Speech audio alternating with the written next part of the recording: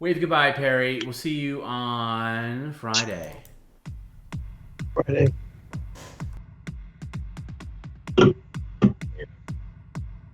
Losers.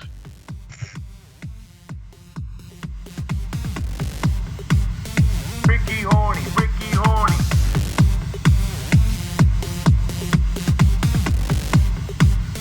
Ricky Horny, Ricky Horny. They call me Ricky Lord. They call me Ricky Lord. That's right. That's right. I swear to God, I had no intention of coming back tonight. I'm not doing an after hours, and this is not me saying I'm not doing an after hours. I can't. I gotta work in the morning. But I did want to come back and just apologize on behalf of Perry for being a prick. Um, you know, I really felt like he needed a good hard reset, especially after the last stream. And I swear, not even 3 weeks was enough. Like I felt like he needed more, but then people, you don't want to go off the air for more than 3 weeks. I think 3 weeks is a pretty big break as it is. When you go past that, it becomes more, it becomes more difficult to because people fall out of the habit of watching you. I know for myself, if I'm like follow a podcast or something, if they're away for a long time, no matter how much you like it, you kind of fall out of the habit of following it. And I really appreciate everybody for coming back after our first show back. We had really good live numbers tonight and everything. And myself, Jim, Garrett, we all take this real seriously. We all have other jobs. This is not our main gig by far. And we put a lot of blood, sweat, and tears into it regularly. I know it sounds like we're patting each other on the back, like oh we're so great. Well, it's not. That's not what I mean. It's just that there's a lot that goes into this. A lot of maintenance with Perry. Can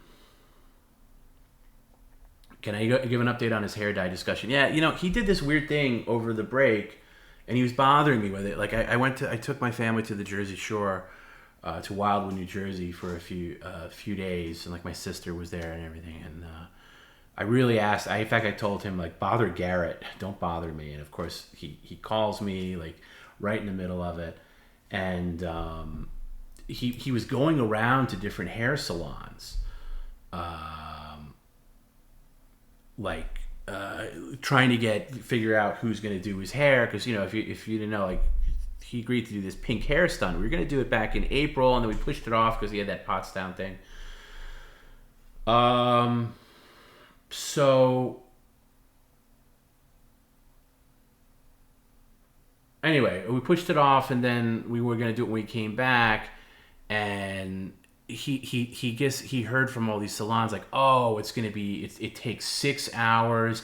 We have to strip your hair, and it might not take. And no, we don't allow any filming here. And I don't know why he went and did this. Like he had a problem with not a problem. He had a conversation with Sheila, right? Like Sheila, his hair person.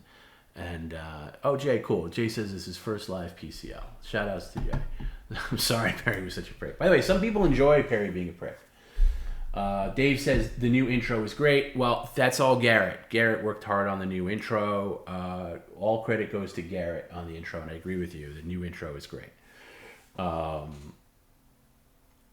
so anyway, he talked to Sheila, and Sheila was like, "Oh, that's gonna really damage. Don't do that because that's gonna really damage your hair, and you could lose your hair and stuff." And it's just like this was just supposed to be a fun thing to make his hair like a fake, a shocking pink. We weren't gonna go to like a professional hair salon. In fact, our plan was to have Tony do it, and that's still the plan.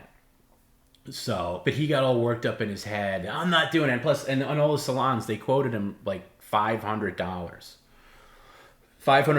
to dye his hair and make it that hot pink. So, which is ridiculous because he barely made. I forget how much the total he made on it was, but it wasn't more than 1,000 or anything like that. So that wouldn't happen. I just wanted like an off the counter type of hot pink that we can maybe do in the apartment. And I want him to grow some of his grays out, so it makes it easier. So we don't necessarily have to bleach his hair and do a whole thing, although that makes it look better. But there's just box stuff that you can get off the shelf or online that'll give you pretty much the same effect. And if it doesn't take, we'll try it again. So to all the people that have done it, because people were hitting me up like over the break, and they don't mean anything by it, but they're like, hey, I donated $10 to this hair stunt, and it was back in April. It still hasn't happened. What's the deal? And I'm like, I don't know. I took the vacation very seriously. I really tried to detox from PCL stuff. I barely checked any like PCL emails or anything like that. I really went off the grid. The only thing I worked on was our pal Rafe, who does all our graphic design, is working on new overlays for the stream, like things like you're seeing right here, the ending screen. Like we want to do new stuff. We're not quite there yet, so I didn't want to make today a hard deadline. So I did have some stuff like he's doing all the work, of course. I'm just like looking at it and be like, yeah, this looks cool. This needs work or whatever. And then that was basically it. And I did a couple of I had to do some like other businessy things. But I really didn't. I really tried to take a break from it because I think we all needed. I know I definitely did. Like my head just gets like. He was just unbearable. If you think he was bad tonight, he was unbearable. Like the week of that season finale, he was just terrible. So I said, hey, listen, Perry, let's take a break. Let's do me, let's. I think we need a time away from each other. And I took it seriously. I really, I talked to him a couple of times. I posted some calls to Patreon. The unfortunate time that I called him on July 4th to wish him a happy 4th, he just went, and crazy on me. But that's it. So, but it went by real fast. The break went real fast, and I was, and we were talking. I mean, we like, me, Garrett, Jim, and he's like, oh, what do you want to do on Monday? And we were talking about some things, and I'm just like, and they can back me up on this. I said it to both of them. I was like, I am dreading Monday. I don't want to do it. I think he needs, and I think he needed more time off, Perry. I do. I think he needed more time off. And, it's something that a show like this, like I know people complain like, oh, you got to take 3 weeks off. It's like, yeah, this is a lot. And you got to understand, Perry isn't a normal person. He's crazy. Perry is crazy, which makes this what it is, but he's crazy. And he can't compartmentalize things, and he has to take time to kind of reset a little bit. And I think he needed more time. I think, I don't know how much time, but I think he needed more time. And yeah, it sucks. He's not generating any revenue in that time, so that sucks. But it's not about the money. I mean, look, there's plenty of streamers out there that probably should take a few notes from people that take breaks. Like maybe they should take a break. Make people miss you a little bit. But it's what it is. Did Teddy have a good time at the shore? Oh my God, Teddy was in heaven. Wildwood, New Jersey is basically a boardwalk with 3 piers of all rides and water parks. It was Teddy's first water park. Oh my God, it's a whole story there. Perry and I went Teddy and I went on one of those tubes together, and man, it knocked him around pretty good, but he loved it. He loved it. Yeah. So to answer your question, yeah, he was in heaven. He keeps asking to go back. He didn't want to leave. It was great just for that, just to see how great, how much fun he was having. Yeah. Free the F slur. This guy wants to hear more of the F slur. You could, like I said before. By the way, the F word is not a offense that would lose your channel. It really isn't. Not at this stage, because in the context, again, you got to get deep in the weeds of the terms of service, which I have been in. Like particularly with the F word, it's a I don't know what the offense is. Like it has to be when you're saying it in a hateful way about a group of people, like I want to kill all F words or something like that. that would get your stream removed or something like that. In the context he says it, not so much. But again, like I say, the rules change all the time on YouTube or Twitch or whatever. I'm not risking our channel just so the few people that enjoy hearing that word can hear the word. And I'm all for free speech, and I'm all for whatever, and non-censorship. But you got to play by the rules. Unless you're on your own website running your own platform, you got to play by the rules. And again, the rules can change in a year or 2 or 3, and I don't want to be caught with we're changing these rules. And by the way, when YouTube changes a rule, they don't say anything said before this is grandfathered in. No, anything on YouTube at that point is actionable. So if they change it, we just don't want to hear the word, the mere mention of the word. So all these gamers that drop the F-bomb, whenever they're killed in Call of Duty or whatever,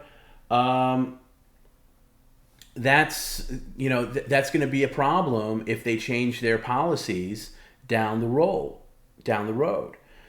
So that's what it comes down to. And I don't want to have to have multiple streams of ours removed in the future because I was lax about it now. So that's just the way it is. And I'm sorry if for the people who love a unrestricted Perry, but that's just the way it is, unfortunately. So, but anyway, I had a good break. I hope you guys had a good break.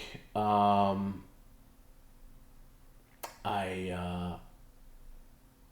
was a couple of times where I missed the stream, and I do mean a couple. I kind of missed it. So, but yeah, I don't know. We'll see. I'll have a little bit of talk with him over the week. It's I feel bad for Perry too, because I know he doesn't get it and he doesn't realize it in the moment. And we even right before, and I never learned. We had talks right before the stream, and I say, please don't say the F word, and I haven't had to say that in a long time, but it's it's made a comeback with him because he says it like a childish, defiant thing now. Please don't threaten to turn the stream off. He does that constantly, So, that's where we are.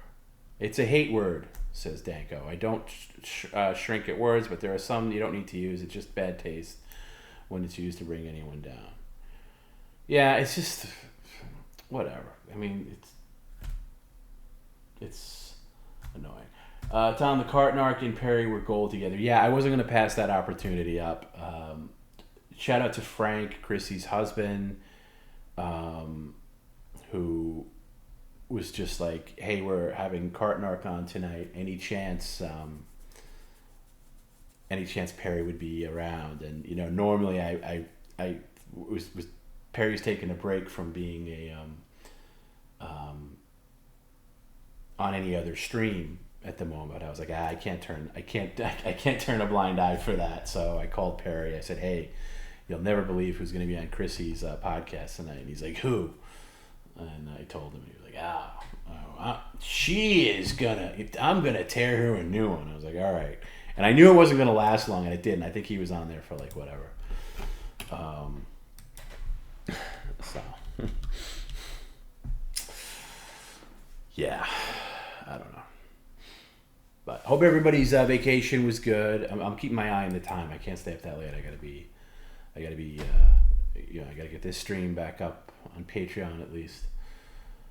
By the way, speaking of the 4th of July, I just want to get some takes on this because I talked to a couple of people about this. For some reason, this past 4th of July was like a war zone where I lived. And I was on the phone with Perry, and there was literally bombs going off in the air. I felt like I was in the Gaza Strip, and I was by myself for a couple of days, the 4th and 5th, and I meant to go shopping. I was gonna have my dad come over, and we were gonna do barbecue, but the weather was crappy early in the day, and he wasn't up for it, and I had to get something to eat, and it was 8 o'clock. And I had to get gas, and just getting gas was like driving through a war zone. It's never been like that.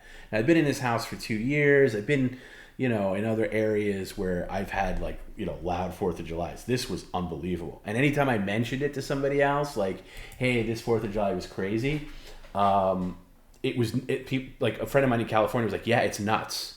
It's nuts. So,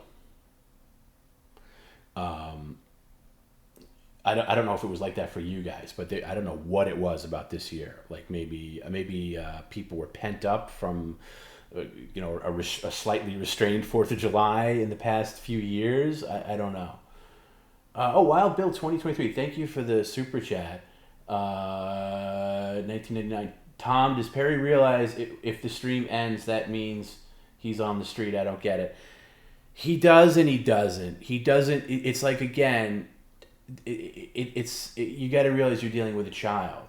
You know, does a child realize that if they do something wrong, they're going to be punished and lose their TV privileges, let's say? They don't realize it in the moment. His brain is like a child. So if the stream ends like right now, he's still fine for a little while before things catch up to him and become bad.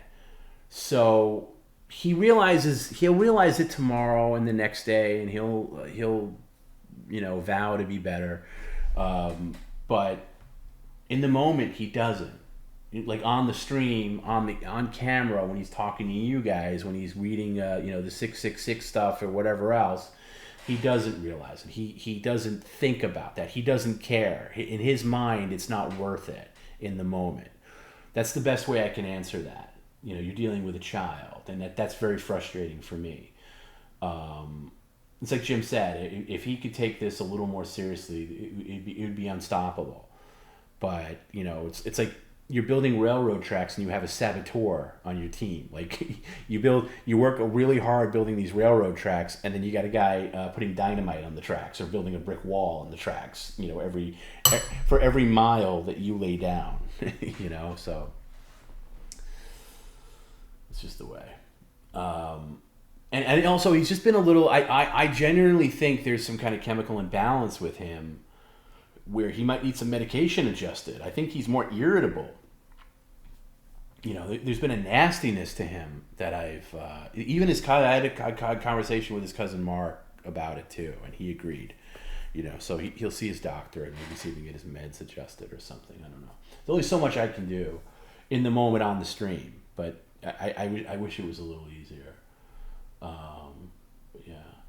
My friend sent me a clip from Minneapolis, and it sounded and looked like Omaha Beach times 100. Yeah, that's kind of what I've been hearing about. I was not into this 4th of July at all.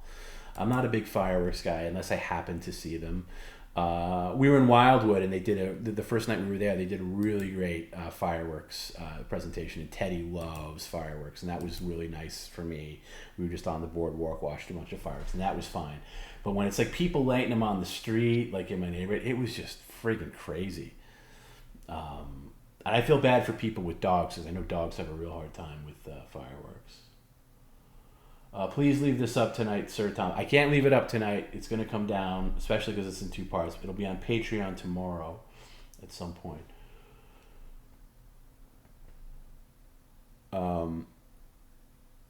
But yeah, his attitude is getting worse, and he's getting more defiant and all that. You know, he got a nice paycheck from a couple of things, like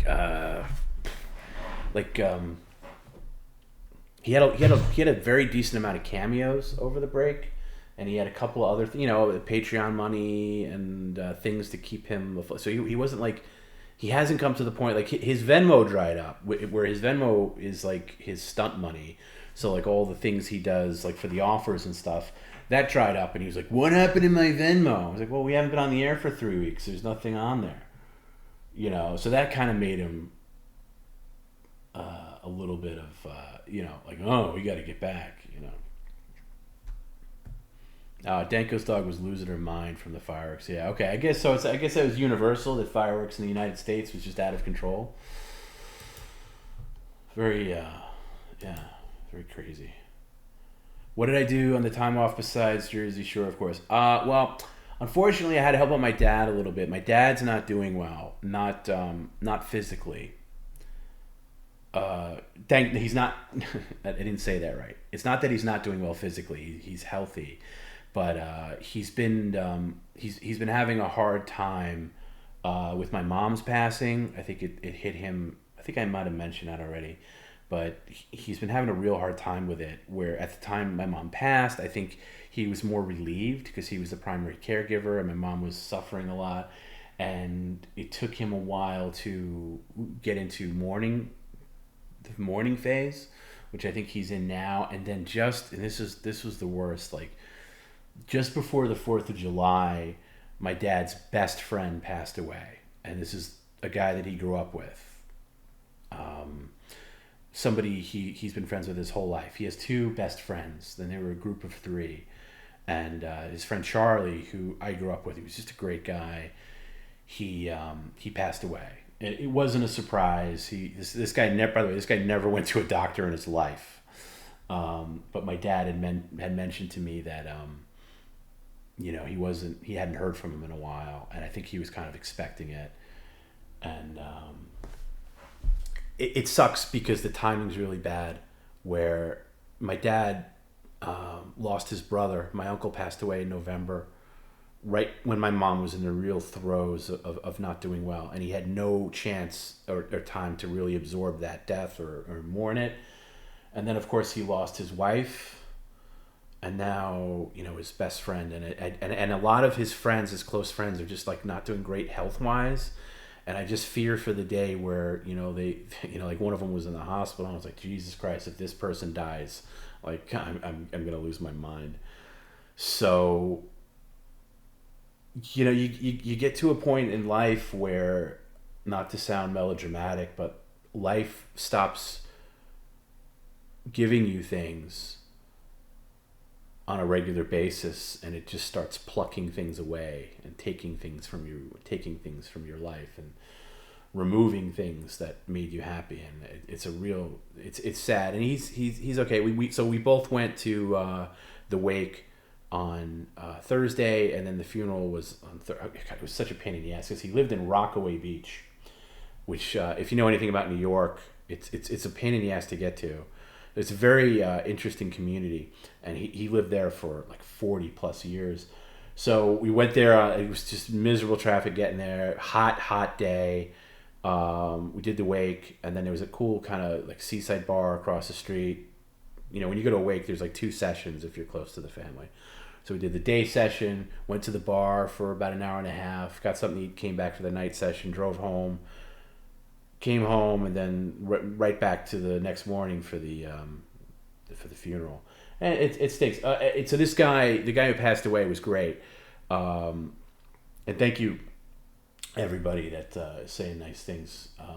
I'll pass it along to my dad. But his friend Charlie was definitely the funniest out of all his friends. He had a great sense of humor. He was great with kids. And it was notorious for making the best Bloody Marys you've ever had. And my first taste of alcohol was actually a Bloody Mary that he made. It was one of his parties that we'd go to in the Rockaways. And I never really had a taste for alcohol when I was a kid. Like, I've had a sip of like my dad's father's like scotch. Always never liked that hard stuff. Maybe I had a sip of my dad's beer, but I never really I can't wait to drink more of that. It was always kind of gross to me. But so Charlie, my dad's friend, was notorious for making these Bloody Marys, and he had a picture of it. It was at this summer party, and I was just like, "What's that?" And he's like, "It's a Bloody Mary." And I was like, "What?" He's like, "Do you want to try it?" Now I'm like 7, must have been 7.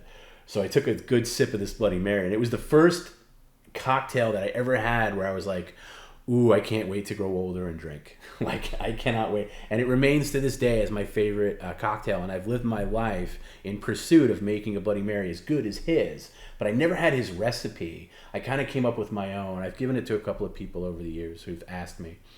And somebody said it started my obsession. Yeah, Mumble said it did. It started my obsession with Bloody Marys, him single-handedly.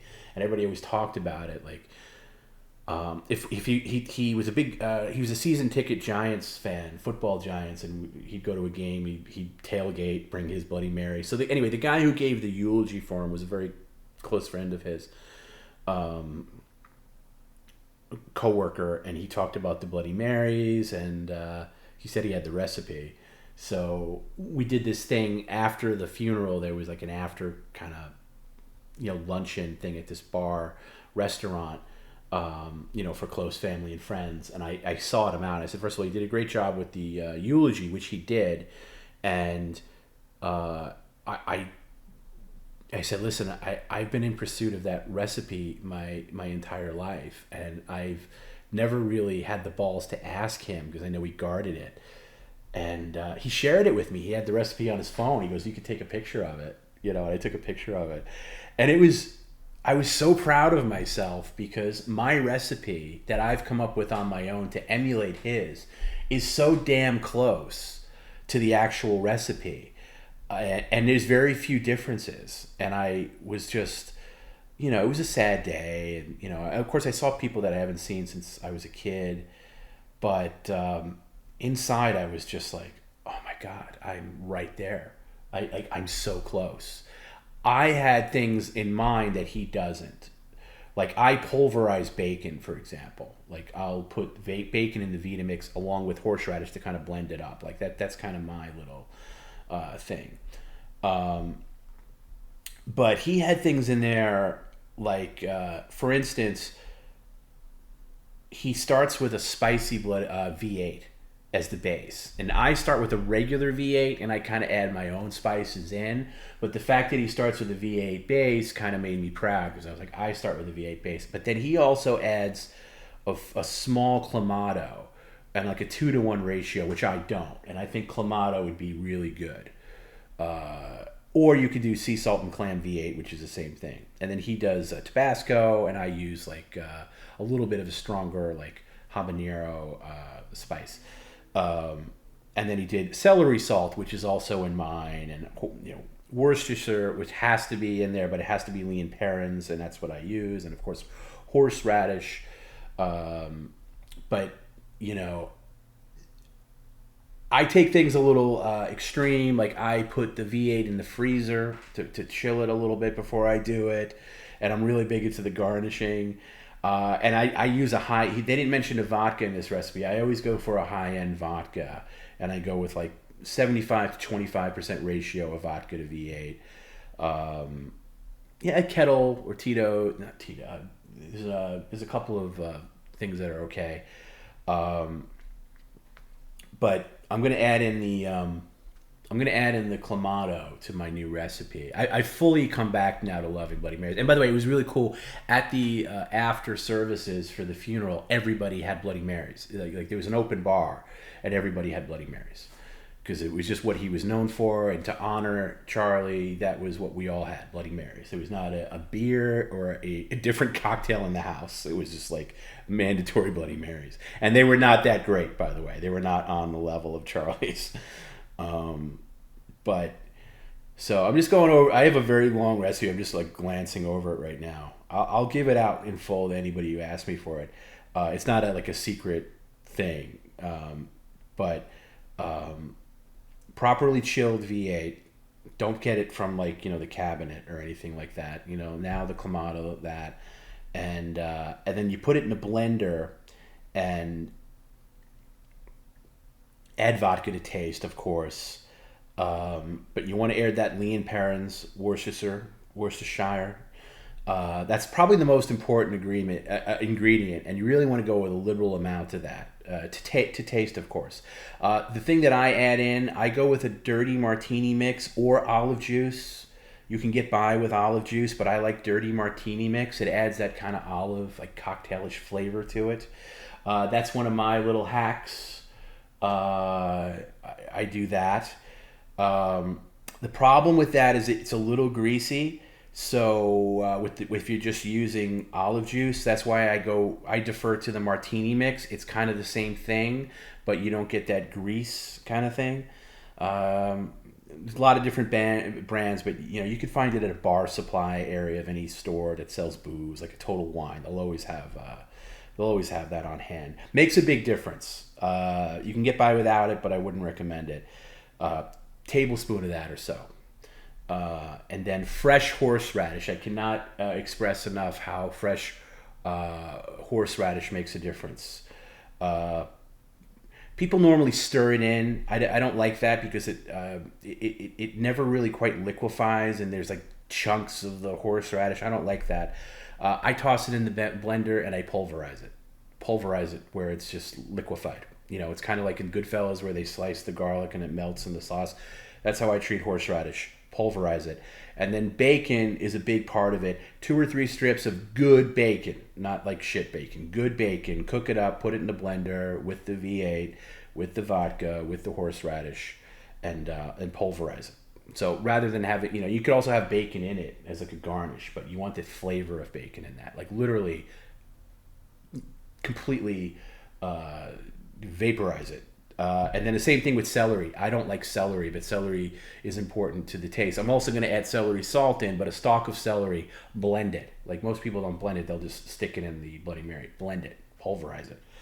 That goes in the Bloody Mary as well. And then celery salt is a very important part. And then seasoned, you want pepper, kosher salt, a little bit of that. And then there's some things that are subjective. Those are the core elements. The subjective elements, I would say hot sauce. I prefer a quality habanero sauce. Small splash or two will work wonders. If habanero is too spicy, scale it down to a jalapeno. I stay away from Tabasco. I think Tabasco is kind of like dated and not so great. It's kind of just like liquidy.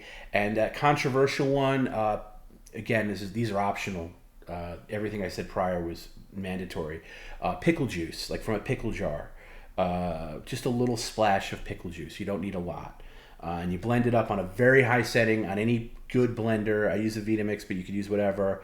You particularly want the bacon, celery, and horseradish to disappear and literally liquefy. You don't want any chunks. And after it's blended, you can continue to season it, here and there to taste. But it should be... that should be ready to go and good for your garnish. And then add your garnish in. And I'm big on the garnish. It takes a lot of work. You can do cheese. You can do little meats and things like that. You can get real carried away with it. Sriracha, I don't know about sriracha in a cocktail. I like sriracha on different things. By the way, I hear there's a sriracha shortage right now, apparently. Like actual sriracha. Like there's some kind of crazy shortage going on. It's hard to find. I've been told that by people who like sriracha. I don't know. I felt like sriracha was big like 2010, in places. But yeah, Perry needs a Bloody Mary. I'll make Perry a Bloody Mary next time we see it. I was gonna make one on the Pottstown trip. It's so much work and we had so many other things to do. It just didn't come up into thing. But anyway, yeah, so anyway, that was my dad's friend Charlie's, passing. A big deal for my dad. So I actually stayed with my dad last week, after the 4th. So I stayed with him Wednesday through this past Sunday, and because we were going to the funeral together and all that, and we just kind of hung out. And I go out to dinner with my dad about 2 times a week, just. I want him social and I want him out and everything, but this loss for him is going to take its toll. It's somebody he talked to all the time, very important part of his life. But Charlie was he was a big Brooklyn guy. He was an all-star athlete. He was like an all-star basketball player, football player, baseball player, you name it. He became a teacher and a coach later in life. Everybody knew him. Everybody. This place, the wake was packed. The funeral was packed. And he always had these rules, and I was glad to hear them in the eulogy. That he always had these rules, his rules for life, and they're very simple. And I think, I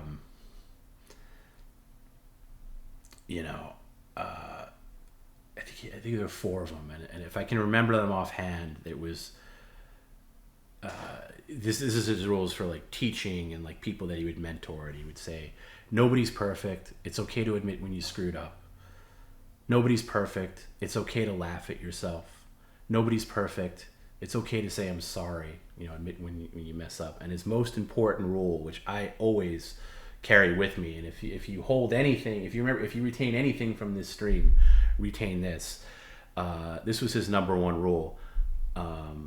Never leave the bar when the next round is on you. And that is very, very true. And I've always remembered that. Never leave the bar when the next round is on you. It's uncouth. So, yeah, he's a big part of our lives, and it's sad, and I just feel bad for my dad that he just has one less person in this life to, my dad's a very social person, and when he's not social, he kind of disintegrates internally, and I don't want him to. Did he go to Evansville too? Yeah, all the time. He was in my dad's core group from growing up, like my dad's oldest friends throughout his entire life. So, yeah. It's just that was a bummer, and what I do after that, I just kind of took it easy a little bit. I had to do a lot of stuff at home. I'm moving out of this room that I'm in now, and I'm eventually moving into a permanent office space, but that's taking some while to put together. I went to the movies. I saw Indiana Jones and the Dial of Destiny. Much to my chagrin, I was dreading. I was dreading going to that movie as much as I was dreading doing this stream tonight, to be honest, because I saw it last week after it had opened, and I just heard from several friends like how horrible it was, and I was really not looking forward to it, and kind of like ugh. And I gotta say, I ended up not hating it. I don't want to say I loved it. I didn't. It's not the greatest thing ever, but it's far from. I really don't understand how the hate that it's getting, because I didn't think it was that terrible. Especially like the days after I saw it, I thought more positively of it. I was actually surprised. No, it's not terrible. It's good. I would recommend go seeing it. It's a modern movie, so keep your expectations at a certain level. But it's not bad. It really isn't. The only thing it's guilty of is it doesn't have that magic that the original three movies had. And I mean like magic indie moments. I saw Raiders that Raiders was in theaters for like a couple of days in June, and I saw that. And Raiders of the Lost Ark has magic moments about every 10 minutes. And you know what they are. They're just like moments that elevate it, where it's like, oh, this is special. This is an Indiana Jones movie. This is real. This is magic. There's a magic moment here. The moment like where in Raiders of the Lost Ark where, the guy with the knife is threatening Indy, and Indy pulls out his gun and shoots him. That's an Indy moment, like little magic moments. And this film is bereft of that. There's no magic moments, but it's very good for what it is. It feels like National Treasure 5 or something. I don't know how many National Treasure movies there were, but I don't mind the first National Treasure movie. It's fine, and this was fine. It didn't necessarily feel like an indie movie, but it was a fine adventure movie. It just felt like a National Treasure type of thing, not like an Indiana Jones type of thing. But it's perfectly serviceable. When I saw the first like teaser trailer, I thought like, oh, here we go again. It's going to be this woman who's going to take over, and she's going to be better than Indy and tell Indy how to do his job. And it wasn't like that. The woman wasn't that annoying, and she was actually a bad person, and Indy was a good person, and she wasn't better than Indy on any level. She had her own character and her own story arc, and it was fine. It wasn't like this feminist agenda. There were no forced politics in it or forced ideologies in it, like the problem with like Star Wars or anything else. It was fine. And I went in with this with two prerequisites. Be better than the last movie, Indiana Jones and the Kingdom of the Crystal Skull, and don't kill him. Don't kill Indiana Jones. And I'm going to tell you, you could turn the thing off if you don't want to know if they kill him or not. If you haven't seen it, I'll give you a couple of beats to turn it off. I'm going to tell you now. First of all, it was better than Crystal Skull, which is not saying much. That movie was god awful. So it's better than that. Especially the first 17 minutes or so of the movie is all flashback, and it's a CGI de-aged Indiana Jones, and it's great. It's really good. It looks good. It looks as good as any other like DH CGI. Now it's a little bit problematic when he talks because he talks like old Indy. So they can't get it's like gruff, older Indiana Jones. Harrison Ford, has that rough. They couldn't I feel like they could have maybe pitched his voice a little bit to get it to sound a little younger. That's a bit of an issue. But other than that, the first solid close to 20 minutes is all this little adventure at the end of World War II. And it's Indiana Jones on a train. It's great. I mean, it's very good. And it's got kind of an indie moment in this little car chase he's in. It's the closest the movie comes to giving you an indie moment. So I enjoyed that. And so by law, 17 minutes of the movie I enjoyed. I can't say I enjoyed 17 minutes of Crystal Skull. So by that basis alone, I enjoyed this better than Crystal Skull. So even I'll tell you what, if I saw it in IMAX and digital IMAX, but I would if you said to me, hey, do you want to see? You got to pay full price. You got to pay $20, but you can see 17 minutes of a DH Harrison Ford in like a World War II indie adventure, but it's only 17 minutes. I'm like, yeah, I'll pay to see that, no problem. And I got my money's worth right there. Anything after that was gravy. And the other thing the movie did is it didn't kill him. He doesn't die at the end of the movie. So thank you for that. And no, it wasn't woke. Really wasn't. It wasn't. There was no wokeness in it at all. So I think people are criticizing it because they're used to criticizing Disney products of properties. And by the way, I was the hardest on the Star Wars sequels. I don't give a shit about them anymore. They don't occupy any time in my brain or anything like that. But it wasn't that bad. It really wasn't. It was just it was entertaining for what it was. It just didn't have that magic, By the way, I'll tell you who's great in it was Mads Mikkelsen, who he was the Le Chiffre in Casino Royale. He played Hannibal on the absolutely great TV show Hannibal. He plays the bad guy in it, and he's great. Every time he's on screen, it's great. He's great. He had my attention. There were some surprising things. There were some, things too. There's a scene in the movie where they go scuba diving for this like treasure, and it's like a complete. I was watching it with a friend of mine who's a huge James Bond fan, and we both are, and I was like, dude, this is For Your Eyes Only. This is like right out of For Your Eyes Only. They're basically going down to get a treasure from this sunken ship, and by the time they come up, the bad guys have arrived. I'm like, this is right out of For Your Eyes Only. But the whole movie's like that. It's like good guys get thing, bad guys come, conflict, move to next location, repeat, and it's fine. If you go in with expectations where you just want to see an okay movie, it's fine. It's not on the level of the first three. It's just not. And I'll tell you, the movie that's shot up in my brain as an adult is Indiana Jones and the Temple of Doom, the second Indiana Jones movie, which I didn't like as a kid. I mean, I liked it okay, but it was always kind of like the bastard child of the Indy trilogy. And as I've gotten older, I haven't seen it in a while, but as I've gotten older, I love it for everything that I didn't like it for as a kid. It's very different from Raiders. It's like the second album of a band that you loved their first album, and it's like they go for something completely different, and you don't know how to feel about it. I love Temple of Doom, and it made me really want to watch that particular movie. I haven't seen that in a long time, maybe close to, maybe like 15 years or so. Yeah, Willie Scott's annoying, but if you can get past that, she's actually a good character because she's very different from Marion, and yeah, she might have a couple of streaks, and you got to get past that. But it's very good. It's very good, very underrated. But this movie, it's not terrible, and I'll tell you what, Harrison Ford at 83, however old he is, he's better than he was in 2008 when he was like 60 something in Crystal Skull. He's better now, isn't he, than he was then. I just don't think he gave a great performance in then. Yeah, I don't know. I didn't understand. I have one friend that called this movie an abomination, and I was like, well, I don't get it. I didn't see it that way. There was some really good moments. It was very entertaining. The ending of the movie, the last act of the movie, I'm not going to spoil anything, but the last act of the movie is really ridiculous, and I didn't know how to take it. when I first saw it. It's very Bill and Ted's Excellent Adventure.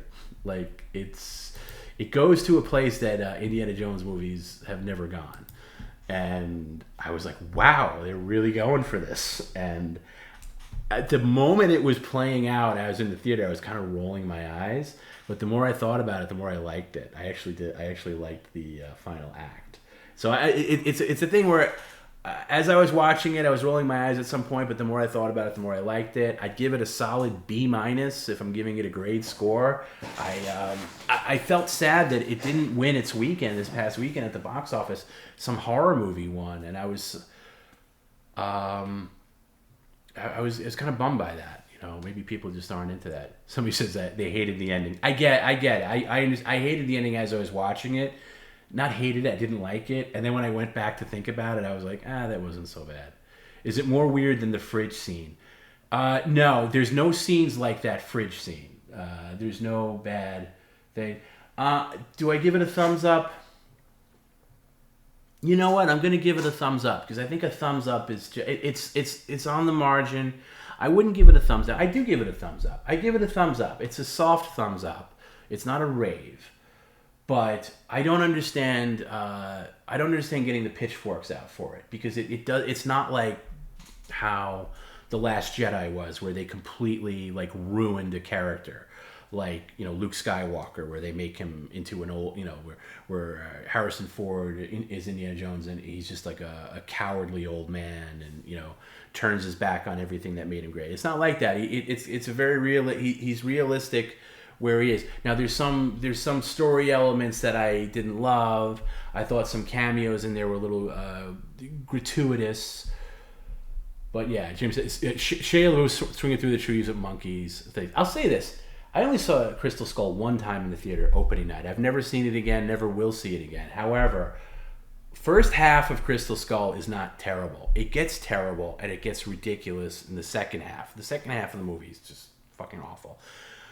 The scene where, and this is in Crystal Skull, the 2008 movie, where they're on the campus and there's a car chase and Shia LaBeouf is on the motorcycle with Harrison Ford. Harrison Ford gets pulled into the car.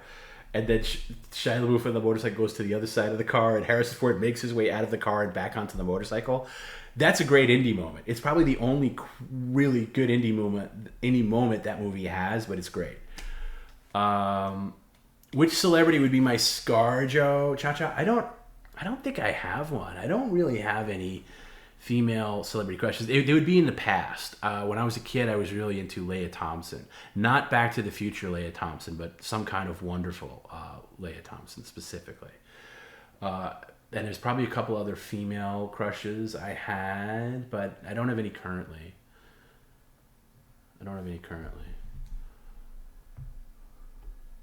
Danko says, no one likes anything even when they love it. It's just the way people are for some reason. Yeah, it's kind of true. I went in there to this movie thinking like I have to critique it every time. And then there was parts of it. It's like, you know what? I'm enjoying this. I'm watching a new Indiana Jones adventure, for better or worse. It doesn't have that magic. Spielberg's definitely not directing it.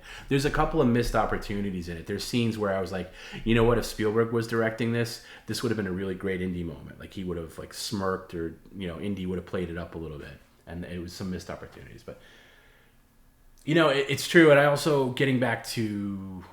I gotta keep my eye on the time. I'm not staying for this. By the way, this is not an official. You remember when PCL first started? We'd have like unofficial streams. This is an unofficial after hours.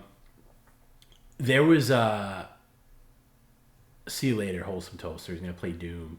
Yeah, Howard the Duck, Leah Thompson's hot too. That's like the year before Some Kind of Wonderful. I was having a conversation with a friend of mine, and we were talking about, like, we're big movie buffs, and we were saying, like, when did movies stop being good? Like, consistently good. And we both kind of agreed it was around the year 2000, where movies were harder to fall in love with, let's just say. And I asked him, could you come up with a list of 50 great movies since the year 2000? And by great movies you really, obviously movies you saw and really enjoyed and would consider them great movies. Not movies that, that was a cool movie, but like movies that would really like make your like great list. So could you come up with a list of 50 great movies from 2000 on? And I said, there's no effing way. There's no way I can come up with a list of 50 movies since the year 2000. He couldn't either. I mean, we didn't make the list. I'm going to try. I actually told him I'm going to try to come up with this. I'd have to go through like IMDb or something and figure out every movie that was released in each year and the ones I saw, because I'm sure there's some great movies that I didn't see. So I don't know. But I have a hard time coming up with a thing. Yeah, Inception would be on my list. A couple of Christopher Nolans. I don't know if any of the Dark Knight movies would make it on there, but yeah, I have some like two. Yeah, I don't know. I'd have to really think about it. But from the year 2000 onward, great movies. And it's kind of an overall thing where movies kind of, like the problem with modern movies is, kind of lazy screenwriting. And by the way, the new Indiana Jones is very guilty of it, where there's situations where, for example, Raiders of the Lost Ark, easily, as far as I'm concerned, the best action-adventure movie ever made, bar none, perfectly edited. There's not a second of wasted screen time. Every scene moves into the next scene effortlessly. It's like music. And this doesn't have that. Like they have action scenes, they have chase scenes, but they go on for too long. There's about 30 minutes that could be cut out of this movie easily and make it a tighter film. But there's also lazy screenwriting in that characters do things because the movie needs them to do things to advance the plot, rather than the character actually realistically doing it for a reason. Like, for example, this character has to get into an airplane and chase after this person because that person needs an airplane to get back to the point where they left or something. And it's like, well, they don't explain why the person takes that plane. It's just the movie needs them to take that plane or that car or that train or whatever. There's no real reason for why they do it other than the plot needs it to happen. And that seems to be the case more and more in recent films. Danko says, for real, it's when they over-explain, they didn't leave it to the watcher to figure out only by basic deduction. Now movies are insulting to the watcher's intelligence. They waste time telling and not showing. I agree with that. One of the great examples of that is I remember seeing what was it? What's the M. Night Shyamalan movie that broke him out?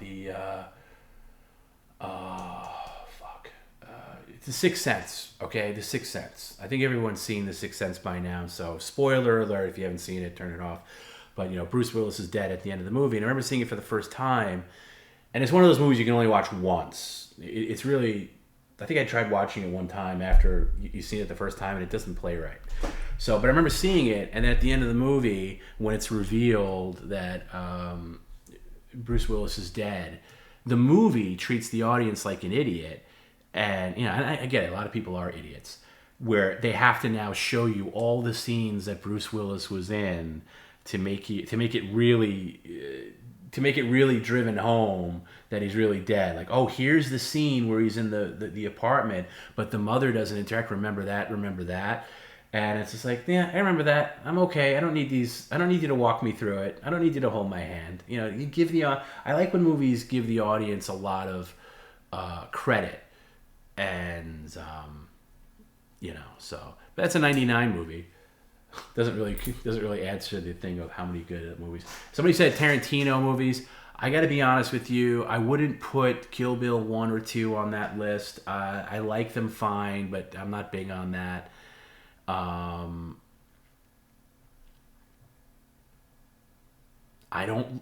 The only Tarantino movies I'd put on my top 50 since 2000, I'd put Inglourious Bastards. I would put Once Upon a Time in Hollywood. And is there another one? I can't. I wouldn't put Django Unchained. That wouldn't make it for me. Honorable mentions, I enjoy it. Hateful Eight, I didn't enjoy that much. I thought it was kind of boring. My thoughts on The Revenant, it's not I respect the movie for what it is, but it's just like, I don't like movies where you're just watching 2 hours of pure suffering. And it's just kind of a miserable movie where it's just like, I want to escape into a movie. And when I escaped into that movie, I couldn't wait for it to be over because it was just so brutal. So, I don't know. Robert says he loves Django and Hateful. To be fair, I owe both another view. I only saw them once in the theater. I never saw the extended version of Hateful Eight that I think they did for Netflix. Never saw that. I owe it another view. And I like Tarantino. I think he gets a little, like Christopher Nolan did with Tenet. I think Tarantino gets carried away with himself sometimes, and he's best when he's a little reined in. And I think he got carried away with himself in Django and Hateful Eight. It's my personal opinion. Jim says Reservoir Dogs, Pulp Fiction, and Inglourious Basterds for sure. Yeah, I'd go Reservoir Dogs, Pulp Fiction. I like Jackie Brown a lot. Inglourious Basterds, and then Hateful Eight. I've actually never saw Death Proof. I only saw the abbreviated version when it was in the double feature with I forget what it was called. I don't know. Movie reviews at TomB. I used to do movie reviews for publications, but I don't know. You know, if we did like a regular like PCL movie review thing, like we'd actually have to go see new movies a lot, and that would be torture. So Tarantino's doing his new movie now called The Critic. It takes place in the 70s about a movie critic. He says it's his last movie, which I find really disheartening because I think he's got a lot of other things to do. But I think he's so obsessed with how he's perceived in the grand scheme of things as a filmmaker, and there's just been so many other directors that have just lost their way, where they kind of, you know, like you could say that about Spielberg or even like Ridley Scott or, you know, other things where you're like, oh man, I don't want to become that. So I think he's bowing out too early. Usual Suspects, my thoughts on that, Alan. You know, I haven't seen it in a while. I think it's one of those movies that's just of its time. I think it's a very like mid-90s time capsule movie. I think it comes off as a little dated now. I've not seen it in full in a long time, but the last time I did catch a good chunk of it, like I think it was in a hotel or something, came off as really dated. And it's one of those movies where once you know the ending, it's hard to have that rewatchability. There's movies from that same time period that I think hold up a lot better, like L.A. Confidential. But Usual Suspects, I was way into it when it came out, but I don't think it holds up as much. But yeah, I do want to see Death Proof, the full movie, just to say that I did, and out of respect to Tarantino. Jim says, I like Death Proof, but not his best movie. It was meant to be Grindhouse style. It was supposed to be overacted and cheesy. Yeah. I like Kurt Russell, too. So it's hard to hate on a Kurt Russell movie. Nolan's best 2000s is Prestige. I respect that. Prestige would make the list for me. Prestige would make the top 50 list. For Christopher Nolan, I would easily go Inception, Prestige, Memento, maybe Batman Begins. And as far as like Paul Thomas Anderson, I'd probably go There Will Be Blood, but that's it for 2000 plus for me. Having said that, I've not seen. I never saw the movie he did with Adam Sandler, and I never saw Phantom Thread with what do you call it? Daniel Day-Lewis. Departed, maybe. Is Memento 90s? I think Memento's 2000. Check me on that, but I think Memento is 2000. I'm gonna check that right now. I could be wrong. Sometimes I'm wrong. No, I'm right. 2000. It makes the cut. I put Sexy Beast on the list. I like Sexy Beast a lot. Favorite John Carpenter movies: Halloween, of course, The Thing, Big Trouble in Little China, Escape from New York, and They Live.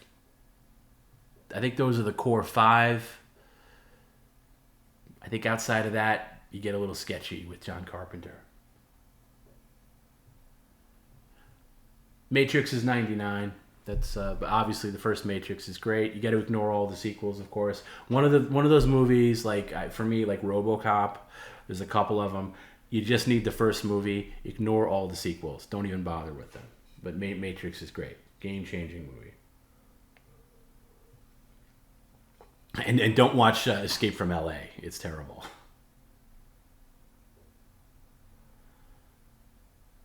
They Live is actually playing in theaters, I think, in September or something. I think it's, I don't know, maybe it's I think it's the 35th anniversary. I was thinking of going to see it.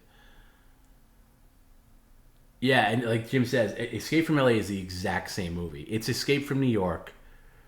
Even the same type of side characters, same story, just in a different setting with really bad CGI. Atrocious CGI.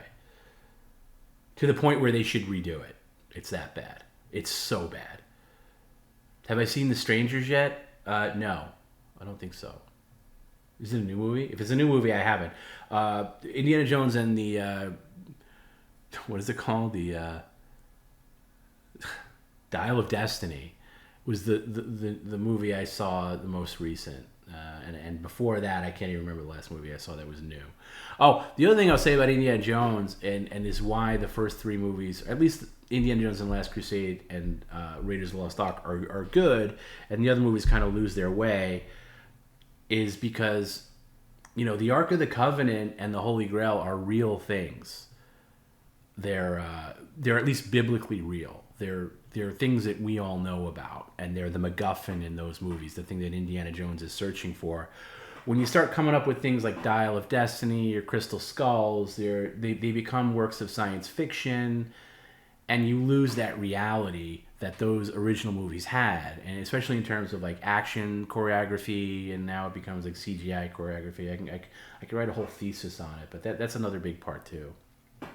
Is you lose that realism, but yeah, CGI, yeah, surfing scene. There's a tsunami surfing scene in Die Another Day. Basically looks like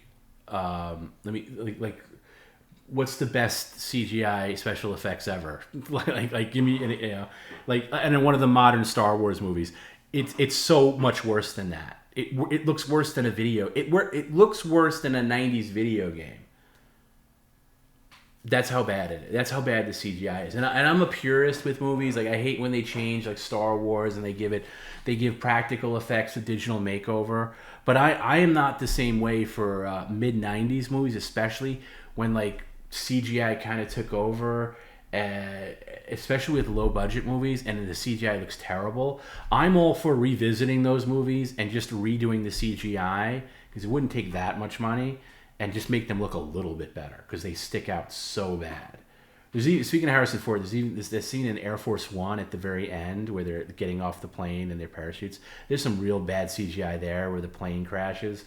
Just redo that little scene. Like one of you guys can do it. Like somebody who does, like Grimace can do it. Grimace, who does the Rap and Randy media shares, he can do a better job on that than exists now in the film. So go back. I'm all for redoing.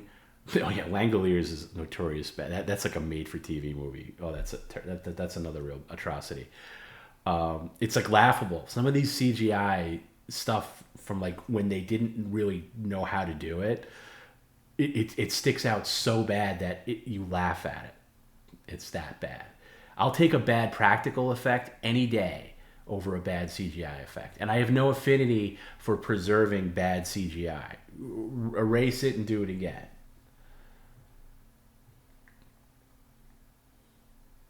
I never saw the Blade sequels. I think I saw the second Blade movie. I don't remember it though. I remember liking the first movie, of course, and I didn't see them.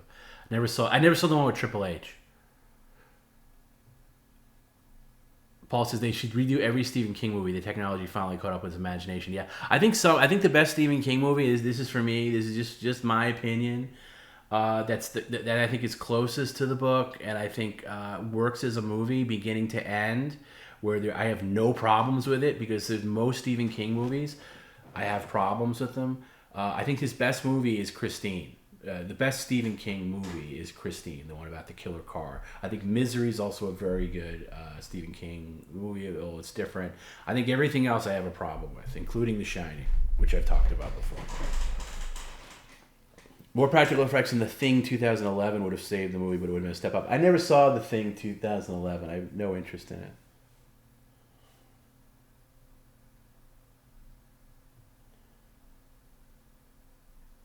That's why I like, like Christopher Nolan kind of lost me a little bit with Tenet. I'm very much looking forward to seeing Oppenheimer, but I like how he blends practical with digital effects, and he doesn't go overboard on the digital. So yeah, so next I'm gonna see Mission Impossible, because my boyfriend Tom Cruise, my boyfriend, but like I everybody who knows me knows that I'm like gaga for Tom Cruise. I'll even watch him in bad movies.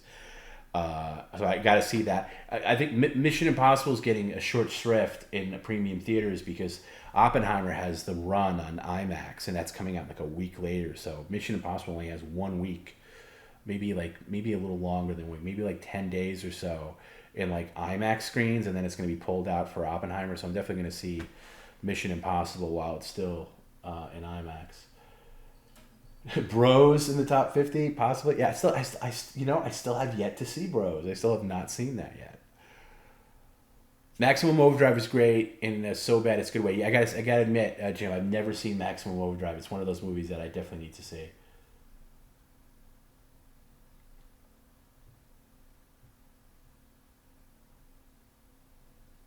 Favorite Tom Cruise movie? Ooh, that's tough.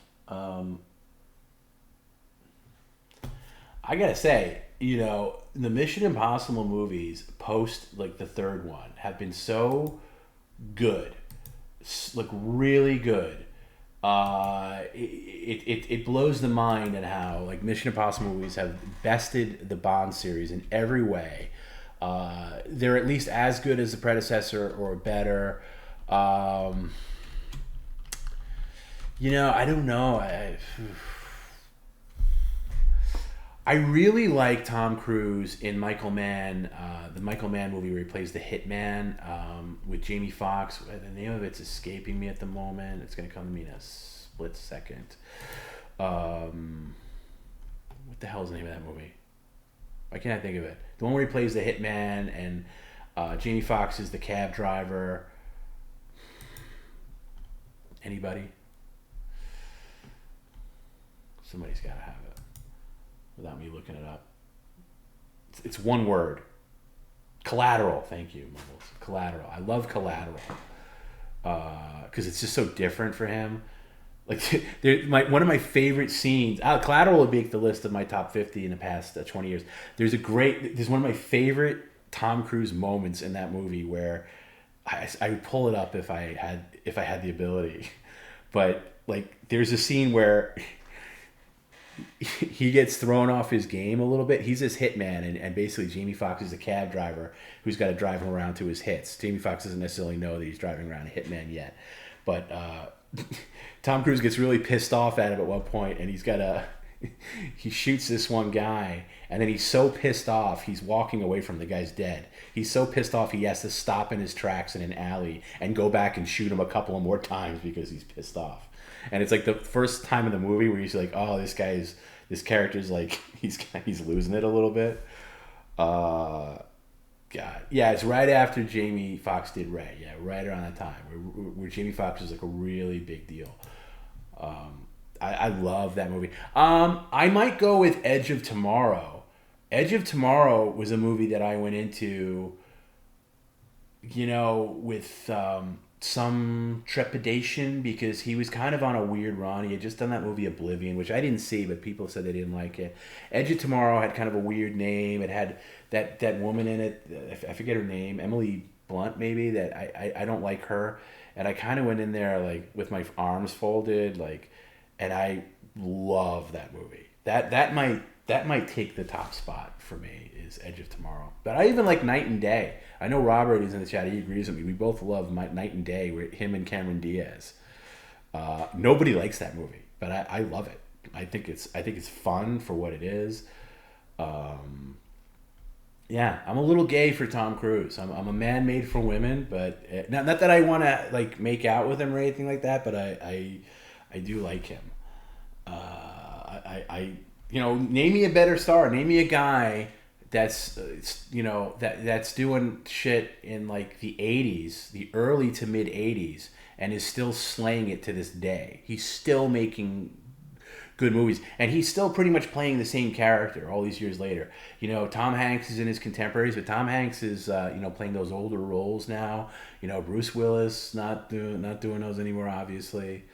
But yeah, Edge of Tomorrow, by the way, has the absolute best use of the classic Tom Cruise smile in any other movie. The movie ends on this classic Tom Cruise smile. It's great. Going through his thing. So I've never seen a couple of movies that I've never seen. I never saw All the Right Moves. Cocktail is a misstep, although it's got its moments. Rain Man is one of my favorite Tom Cruise movies, and I'll say it's a Tom Cruise movie because I think he's the better actor. I think he gives the better performance over Dustin Hedberg, because I think Dustin Hedberg, Dustin Hoffman. I got Dustin Hedberg on my brain. Dustin Hedberg as Rain Man. That should be the remake. New fan. Dustin Hoffman. He gives the better performance, I think, because his character in Rain Man is a movie about Dustin Hoffman plays an autistic guy, and Tom Cruise is the character that actually evolves in the movie. He becomes a different person, and he has a journey throughout the movie. And he got short-sighted in the award season that year because of course Hoffman won everything and got nominated, but I think Cruise deserved at least a nomination for Best Supporting Actor. He was really great in that, really great in Born 4th of July. Days of Thunder was kind of like Top Gun on NASCAR. It is what it is. Not the greatest, not terrible. Far and Away, I think, is a bit of a miss. He's trying to do a Irish accent, doesn't necessarily work. Few Good Men, he's great in that. Of course, Nicholson steals that movie, but Cruise is great in it. Everybody's great in that movie. The Firm is a sleeper Tom Cruise movie. Gene Hackman is in it. He's great. It's a great... It's a great drama, the kind of movie they don't make anymore, and it's Sidney Lumet directed the movie. He's good in The Interview with a Vampire, although I don't love it. Jerry Maguire, quintessential Tom Cruise role. My mom was big on Jerry Maguire. She couldn't wait to see Jerry Maguire. She was like, this is a perfect movie for Tom Cruise. She liked Tom Cruise too. I really like Eyes Wide Shut a lot. It's probably one of my favorite Kubrick movies, even though I wish they would have shot in New York a little bit. It's a very good atmospheric movie. He's great in it. He's great in Magnolia as the pickup artist guy. And then all the Mission Impossible. I'm a big fan of the first Mission Impossible, not so much the second. And then third is very good, and the rest of them onward are just great entertainment. Should be seen. One of those movies you got to see in the theaters. All those movies. Last Samurai is okay. Collateral we talked about. I love Collateral. War of the Worlds is okay. It's okay. It's neither here nor there. He's got that great cameo in Tropic Thunder. He's great in that. Tropic Thunder. His cameo in Tropic Thunder saved him, I think, because. That when he lost his mind on Oprah, and everybody thought that he was crazy because he was really getting real preachy about the Scientology. The fact that he played that character in Tropic Thunder as the crazy producer, that kind of brought him back, and people were like, yeah, you know what? I love Tom Cruise. He's having fun he's playing a different kind of role. He's really laying into it, and I think it kind of saved him. Vanilla Sky's good. It's not great. As far as I'm concerned. I never saw Rock of Ages. And Jack Reacher, the first movie, it's a very good movie, although he is horribly miscast as Jack Reacher. Oblivion, I've never seen. Edge of Tomorrow, I talk about, I love it. Second Jack Reacher movie, not good. The Mummy, we just don't talk about The Mummy. We just don't talk about it. It's just, you know what? It happens. We move past it. It just didn't happen. I like American Made. That's a great movie too. Kind of under the radar. And then, what can you say? After that, he comes out with Mission Impossible Fallout, which is great. Top Gun Maverick, which is excellent. And I'm really looking forward to the next Mission Impossible Dead Reckoning. So that's Tom Cruise. I'm a big Tom Cruise fan. Make fun of me all you want. Call me gay. Call me whatever. But give me a guy with a better IMDb. And he's our last movie star, too. He's the only guy that puts asses in seats. Name me another actor out there or actress that puts asses in seats where their name is above the title and they put asses in seats. There's people that used to be that guy, like Schwarzenegger used to be that guy, but he's still doing it. You could say DiCaprio is a great actor, but he doesn't put asses in seats. Just doesn't do it. Mummy, not the Brendan Fraser Mummy, the 2017 Mummy, where Universal Studios tried to launch a dark universe. They were going to reboot all the monster movies, and the Mummy was the first one, but it was a colossal failure. Not good. Not good.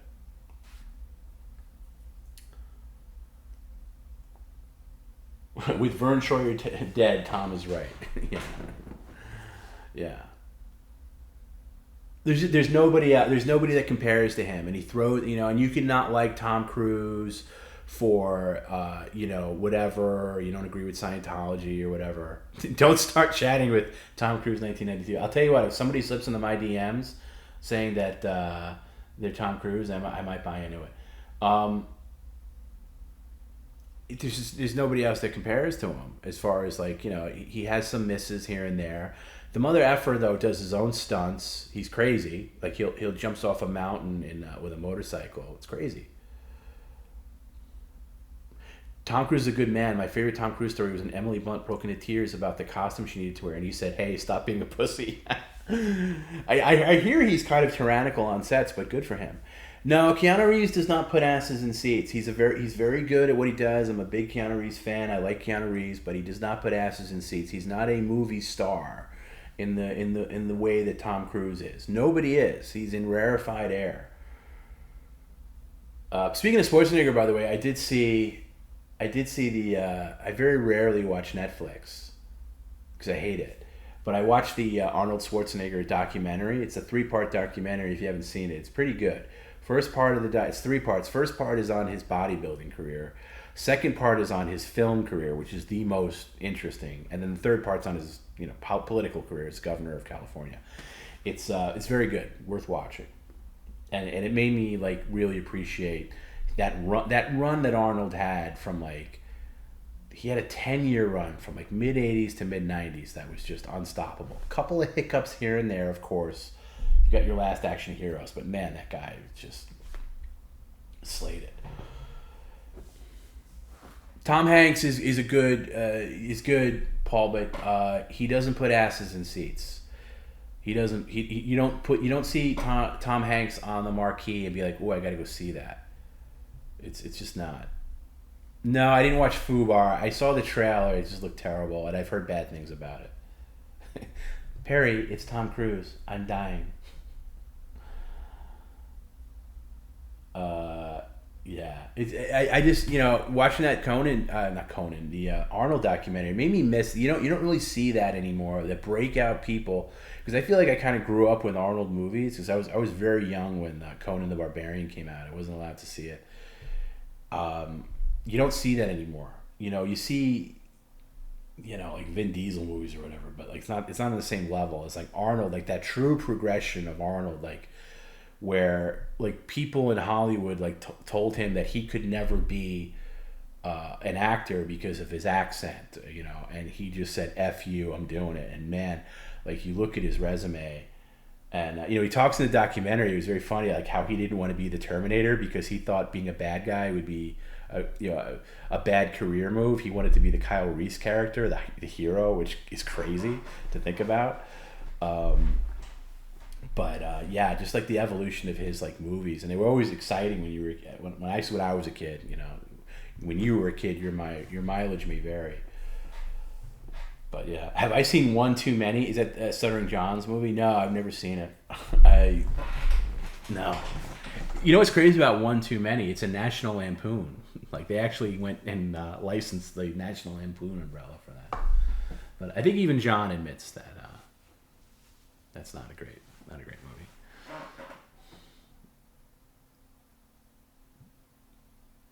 Clint Eastwood, I will say, comes close, yeah. But longevity though, you gotta, Tom's been doing it for Jesus, like 40 years. 40 years, it's a long time. And he's had very little misses. Anyway, I'll stop being the fanboy for Tom Cruise. It's getting embarrassing now. But he's my favorite. He's my favorite. Even when he went crazy and jumped on the couch and everything like that. And I had a girlfriend at the time we almost broke up over it. Like she was just like, oh, I'm not. Have you seen? He's a nut. He's this. I was like, yeah, you know what? We all have our moments. We all do stupid things. We say stupid things, but come on now. He's done a lot of great movies. Let's not go crazy.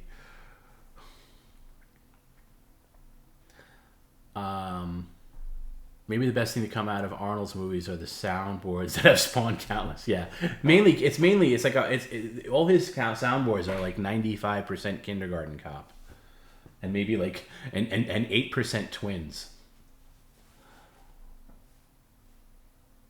Yeah, I guess you could pay National Lampoon to license any movie. Yeah, we're far away from like National Lampoon's Animal House or Vacation.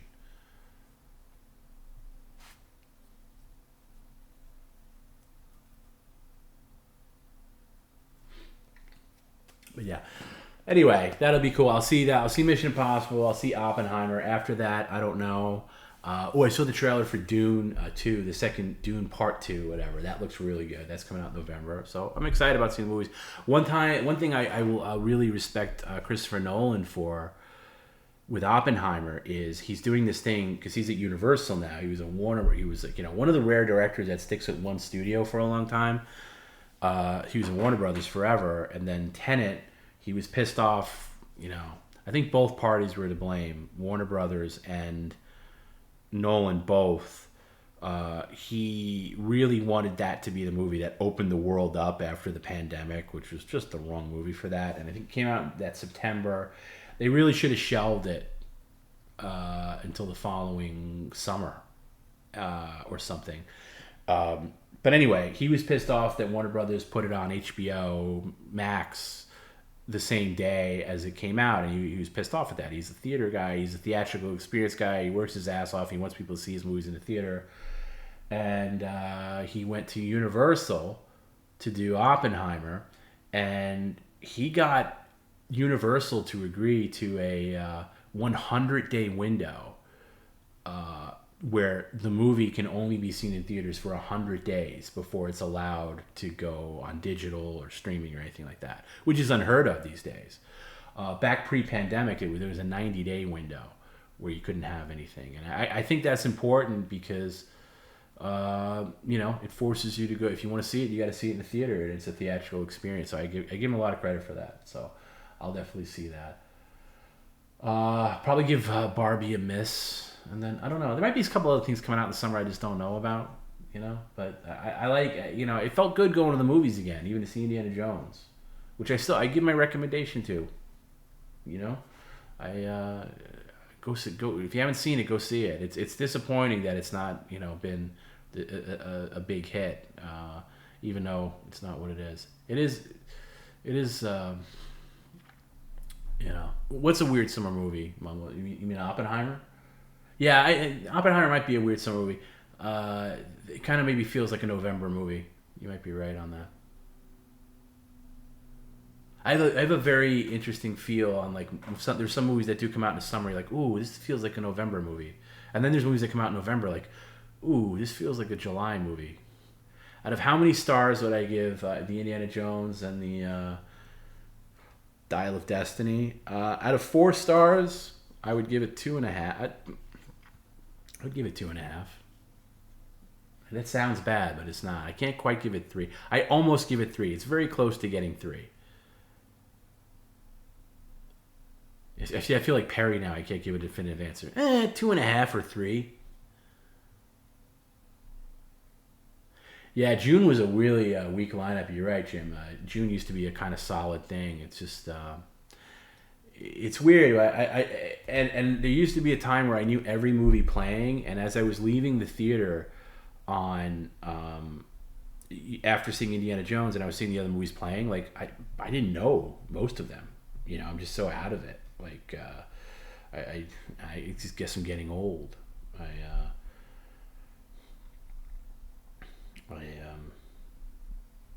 Like what else is playing now? You got Insidious: The Red Door, which is the number one movie. I guess that's a horror movie. Okay, I wouldn't go out of my way for that.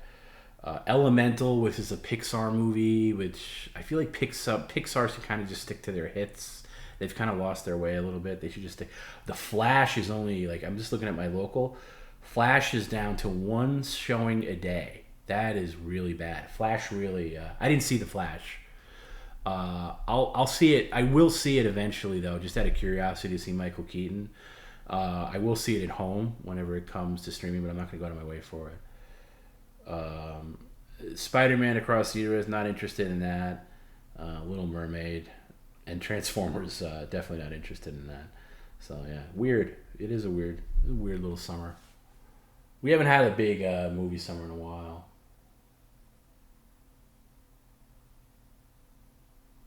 Clint Eastwood's making his last movie ever right now. I'd be curious to see what that is. He's hit and miss too as a director. He's like Woody Allen. He feels like he makes like a movie a year, and half of them you don't even know about. But I would like to see. Him come out with a really good movie for his last movie. I've never seen a Clint Eastwood directed movie that I didn't like. Some are better than others. Flash was all right. That's what I heard. You know, and Flash is one of the things that came out early, had a lot of buzz to it. Like there was buzz about that movie. Like there were early screenings saying like, "Oh, this is the best Superman movie ever made." And then it just floundered. And a friend of mine who I really trust, by the way, my friend Brian, who you've seen him on the stream, he's the one that delivered Perry's mattress 2 times. He's also the guy that set up Perry's new computer from like last year. He's been a big help to me. He's a really good friend. He's got a big doctor's appointment tomorrow. He's going to find out some news, so you keep a good thought for him there. He saw it. And he was like, he's like, I saw it earlier today, and I've already forgotten about it. It's like a C, on the grade scale. He was like, it's a C. It's worth seeing. Like, it's cool seeing Keaton, but he's like, don't go out of your way for it in the theater. I thought The Mule was good. I like The Mule. You know, typical older Clint Eastwood movie. He's good in it. Yeah, the character's a little hard to identify with, but it's a good movie. It's well done. Doug says, am I still looking into the bike thing? Yes, I am.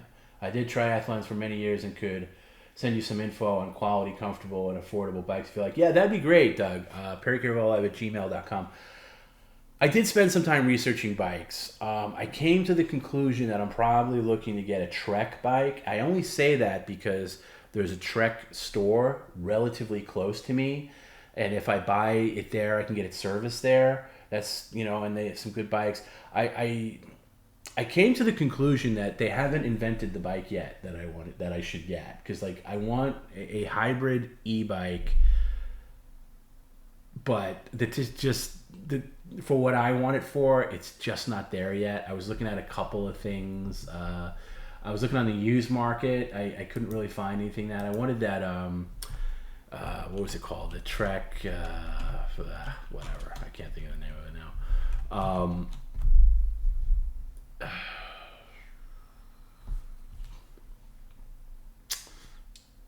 Was it the Duo Sport? Trek Duo Sport non-e-bike. The e-bikes just get too heavy, and I want it for road. I'm not going to do any, I live on Long Island. There's a lot of nice trails on Long Island where you can take a bike and go out on a trail, but you're not going to be going up any crazy mountains here. It's pretty flat. So if I got an e-bike, I'd want like minimum assistance. I want to still be able to ride. This is what I can't figure out with the e-bikes. I want to be able to ride a bike and like not have any assistance from the E part at all, and just ride it normally, unless I really want it. Like I want to be able to ride to my dad's house from my house, which is a good distance. And coming back, if I'm feeling a little like burnt out, I want to be able to get a little bit of assistance, but I don't want it to take over the ride. I want like real exercise. By the way, I hesitate. So tomorrow, in addition to working, I'm also training for the first time in a long time. I got my old trainer is now training me. I'm training 2 days a week at this really shitty gym, like the kind of like the gym from Dodgeball. Like what was it like Joe's? What was it called? I forget the name of the gym in Dodgeball. It looks like that. So I'm trying to get more exercise in my life. So I wanted the bike for recreation and that. I don't need it for transportation, but I am going to be riding on a lot of gravel and pavement. And then the one it's taken over my goddamn YouTube algorithm, because anytime I search something on YouTube, I gotta really have like a second YouTube just for researching shit, because it just takes over your average Joe's. Thank you, Jim. It takes over your whole search. So I was looking at bikes, and I was looking at this one. It was a new bike this past year that Trek put out. It's called the Fuel EXE, and it was a mountain bike hybrid, but had a small motor, a small battery. It was still lightweight, but goddamn, the thing starts at like $6,000, and it's not. There's nothing on the used market because it's so new, and that's out of my range. So, you know, I looked. There was one on Facebook Marketplace that I saw. I was so close. It was a Trek hybrid. It wasn't this dual sport. It was another model. And then it just wasn't the right size. It was a medium. I needed a large. I was really close. It was a really good price. It was like $600, and I was ready to, like, yeah, you know what? I'm just gonna get that because I could always resell it. That's a really good price. If I don't like it, I could resell it. And I was really into it. And then so I've kind of taken a pause on it now. But yeah, I'm still really looking to get into that. E-bikes are adjustable. You can have as little assist as you want. Right, but when you read when you have no assist on the e-bike, do you feel the weight of the bike? Like, does it feel like a regular bike? And the other thing I want to know is, can you raise the handlebars up to, because I don't want to be in that slouched down position for everything, like where you're like hunched over for like mountain bike, position where you're kind of like, hunched over. If I'm riding around my neighborhood, I want to be sitting up on the bike, like kind of taller. Can you get like a thing where you can adjust the handlebar where you're riding up a little bit more straight? And if you want to go down, you can. I was even looking at like one where, because it comes down to the wheels too. And I was like, oh, maybe I get a separate set of wheels just for riding around the neighborhood or pavement. And it just gets too complicated. And then I do this all the time because I'm so like obsessive compulsive about researching things that I burn myself out on it, no matter what it is. It could be like a pair of speakers, it could be a computer. I research it to death, and then I get so annoyed at the process that I just have to back away from it. And that's kind of where I am now with the bike. Yes, low assist makes it feel like a regular bike. Okay. And what's the deal with the motor being in the back wheel or being in the in the gear, in the mid power, which versus the rear power? It's just like the cheaper ones have the rear motor, and then the thing. Did I see the Cure? No. You know what it was, Mumbles? I'm just not that big of a fan to take that. I had a free ticket to go see the Cure. I think it was that first Wednesday after when we started our break. And my friend was like, "Hey, do you want to go?" And I was like, "I'll give it to somebody I would appreciate it." Plus, I had made plans with my dad to go to dinner, and I was like, "Yeah." I kind of regret not going because I heard it was really good, but I'm just not that big of a Cure fan that I would appreciate it more as somebody else. But anyway, I've done exhaustive research. By the way, there's something about Australians and biking. Like, all my biking channels are Australian. Like, I feel like there was this one, like this couple that do this Australian like mountain bike channel, and I swear I was watching Steve and Jess. Like, it looked just like them. It looked like Steve and Jess, because they're definitely adventurers, and like they're into nature and all that. which I feel like a lot of Australians are. And I was like, wait, is that Steve? Because he looked like Steve, he talked like Steve. It wasn't Steve, but I was like, man, Australians are really into their mountain bikes. Or UK people too, like UK. The Americans are in the minority as far as the the biking YouTube community goes. You saw them opening. Obviously, you saw them in New Orleans. My friend was supposed to go to that show, and his flight got delayed. Yeah, that's what I heard. They did. Like they played New York. The Cure did 3 nights in a row. Every night was different. Every night was 3 hours. It's just like it's what you'd want if you're a fan. I'm not that big of a fan where I can appreciate it, but I'm very jealous of it because nobody that I like does that kind of performance. Does that kind of show. Rear motor is great. You'll never know the difference. Start with the rear. They're great. Okay. Yeah, so that's kind of the price range I'm looking at, although I was definitely looking at the used market for like a Bosch motor, and again, sticking with Trek. Do I like Love? Yes, I like Love and Rockets. I don't love them, but I would say I like them. Yeah.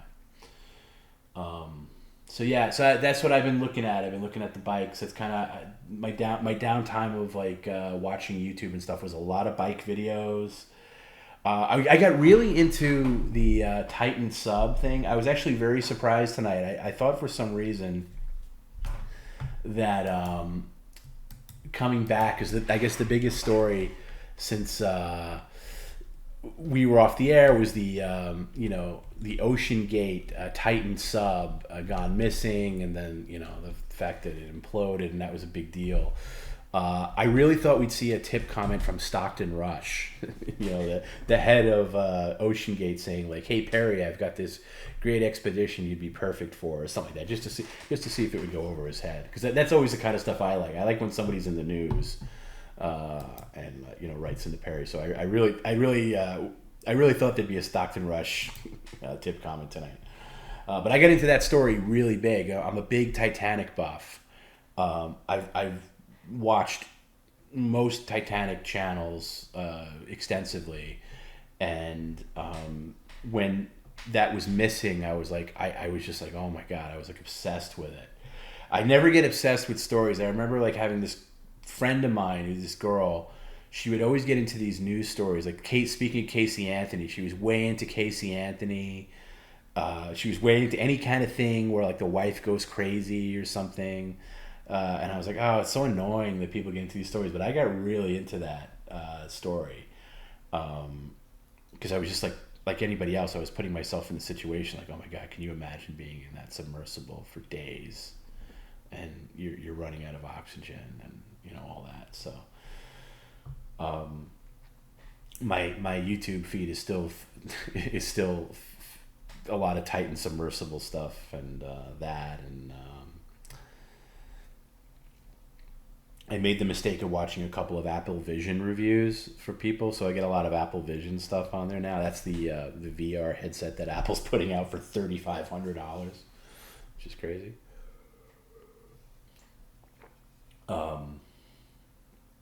But yeah, so still looking at the bikes, getting closer to figure out what I want. The truth is, I think I'd be good with a used pedal bike for like just riding around town and getting some exercise in, and then maybe a separate e mountain bike for going to like trails and stuff like that. I used to be a big biker. I'm not getting into this for the first time. I used to really be into mountain biking. When I was young, in my 20s, I had a mountain bike. I would hit the trails really hard. I had friends that we'd go with. I would also have like just a regular bike that I'd ride around. I was a huge, and it has been a long time. So I'm not getting into this fresh. I have some experience, but the biking industry has completely changed since then with the options, and I feel lost. Women love true crime stories. Yeah, that's true. Even though they're usually the victims. That's true. That's very true. Have I looked into Linus bikes? No, I never heard of it. But I'll make a note of it in my extensive list of notes for the evening. Still going, Tom? Yeah, no, I gotta call it. Well, I was wide awake tonight, so that's why I went a little long here. But I have my eye on the time, and I do gotta call it at some point because I have to be up for work. Unlike Perry, I don't have the luxury of sleeping in. But yeah, I think it's good to have hobbies, and I could see myself getting really into the biking thing again. Just like, it's hard to find the free time. I don't know, between kids and a real job and PCL and all that. Yeah. Just want to give Chula Vista a shout out. Perry was seriously looking at a couple of places in Chula Vista. He was on. I'm not lying. He had this conversation with his cousin Sam, and I'll give Sam a little bit of credit because he was like steering him in the right directions. But he was like, "Yeah, you should move to San Diego." And now Perry's all about San Diego. So he had a house in San Diego. He was all picked out. It was like a 3-bedroom. I forget how much. And I was like, "Do you know what?" What time do I start work tomorrow? I start work at 10 a.m. my time, 10 a.m. But I got to be obviously, showered and dressed and, ready and all that. So I got to be up at like, ideally, and depending on when Teddy gets up, I got to be up realistically by 8:30. So 5 hours from now. And then I'll try to also get the stream back up. Multitasking. But it used to be noon on Tuesdays. Back, my schedule changed kind of recently.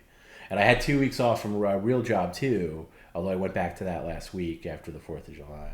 So just shared The Strangers with me. Hope you like it. Thank you. I'll check it out. I'll let you know.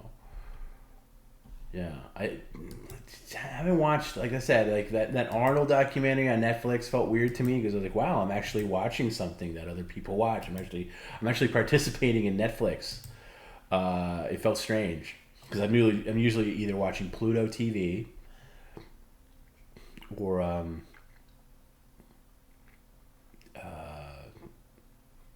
there's a couple other things like old stuff on YouTube.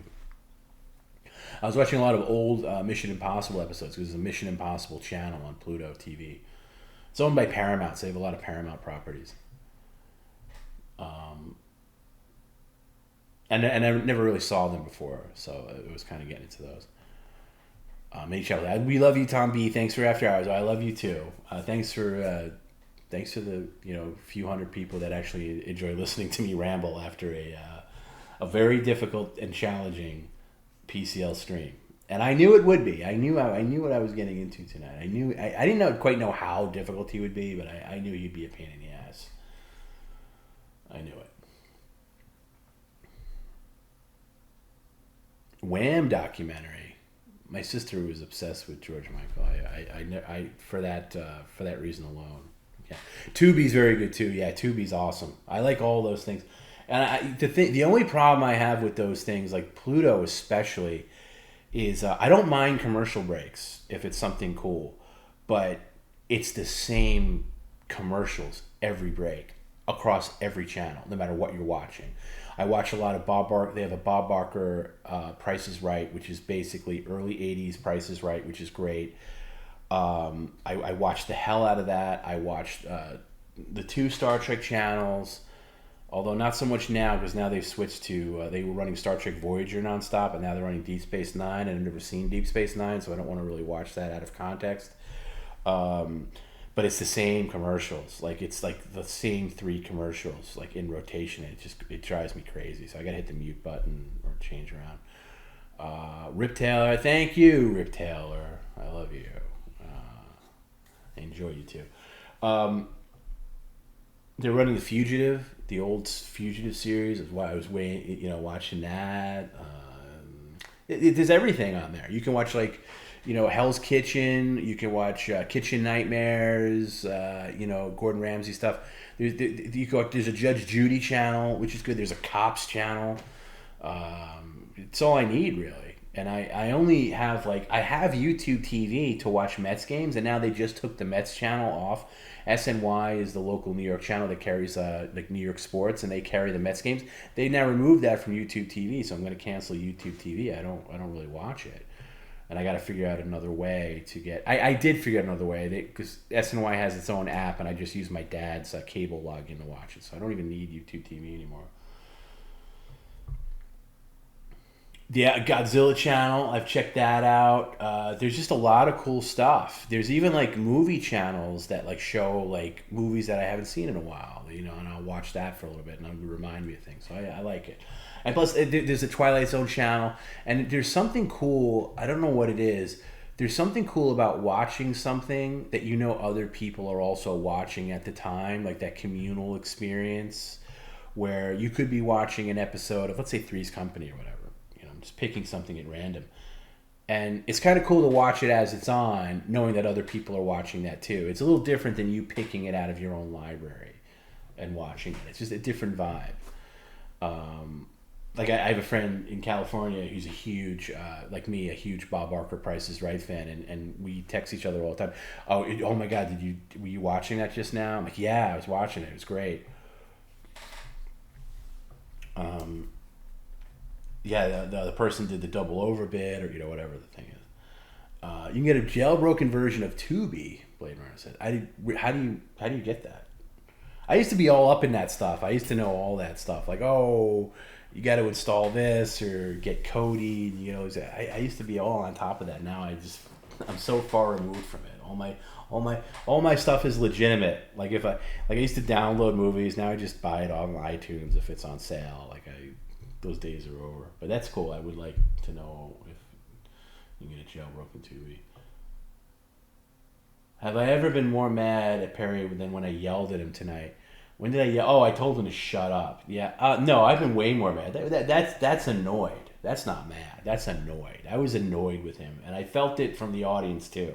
I was kind of, so there was a moment in the stream where I barked at him. He was just ran. I just shut up. And I kind of was speaking for the audience in that moment.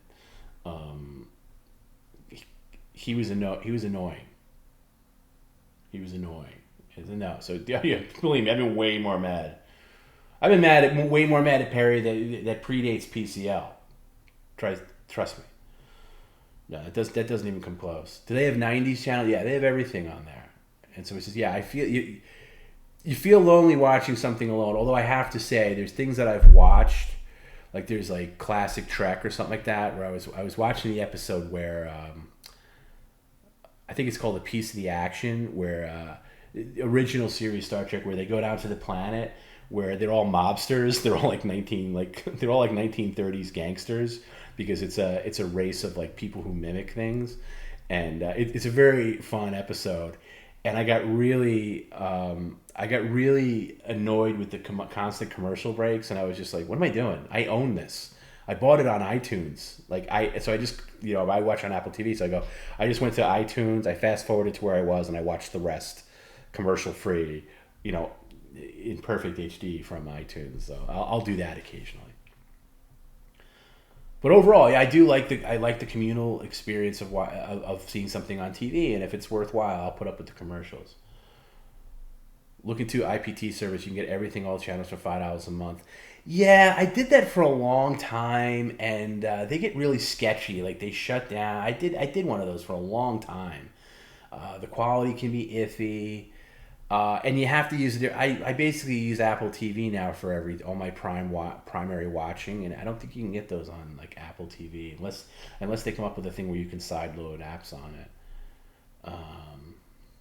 Yeah, Federation's taken over. Yeah, I love that. It's one of my favorite episodes. And Tarantino actually wrote a Star Trek script that he revealed was a sequel to that episode. When did I become an Apple fanboy? I'm not an Apple fanboy. My friend Nate, Data Nate, who's in the chat, or was, he called it right. He's like, you got to be a technology agnostic these days. It's very silly to get on one side or the other. For a long time, I was very anti-Apple.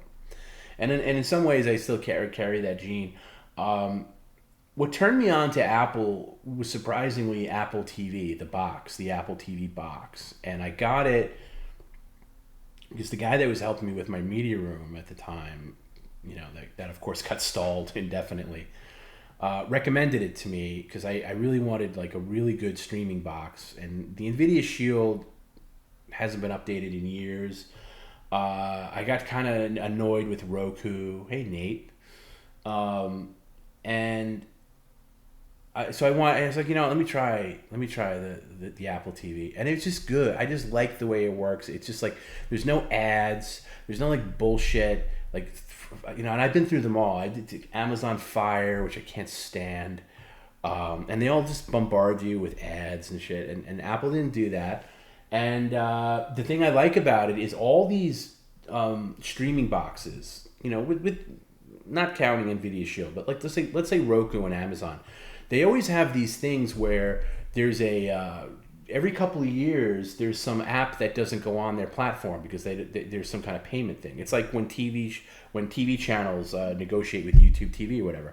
So like remember HBO Max wasn't on Roku forever. YouTube wasn't on Amazon. The Fire. Twitch is not available for Roku. That's annoying. They don't pull that bullshit with Apple. Everything's on Apple. Everything. The only thing you can't get is like some bootleg apps or whatever, but everything's there that you need, and it works really well. YouTube works really well on Apple TV. YouTube TV works well.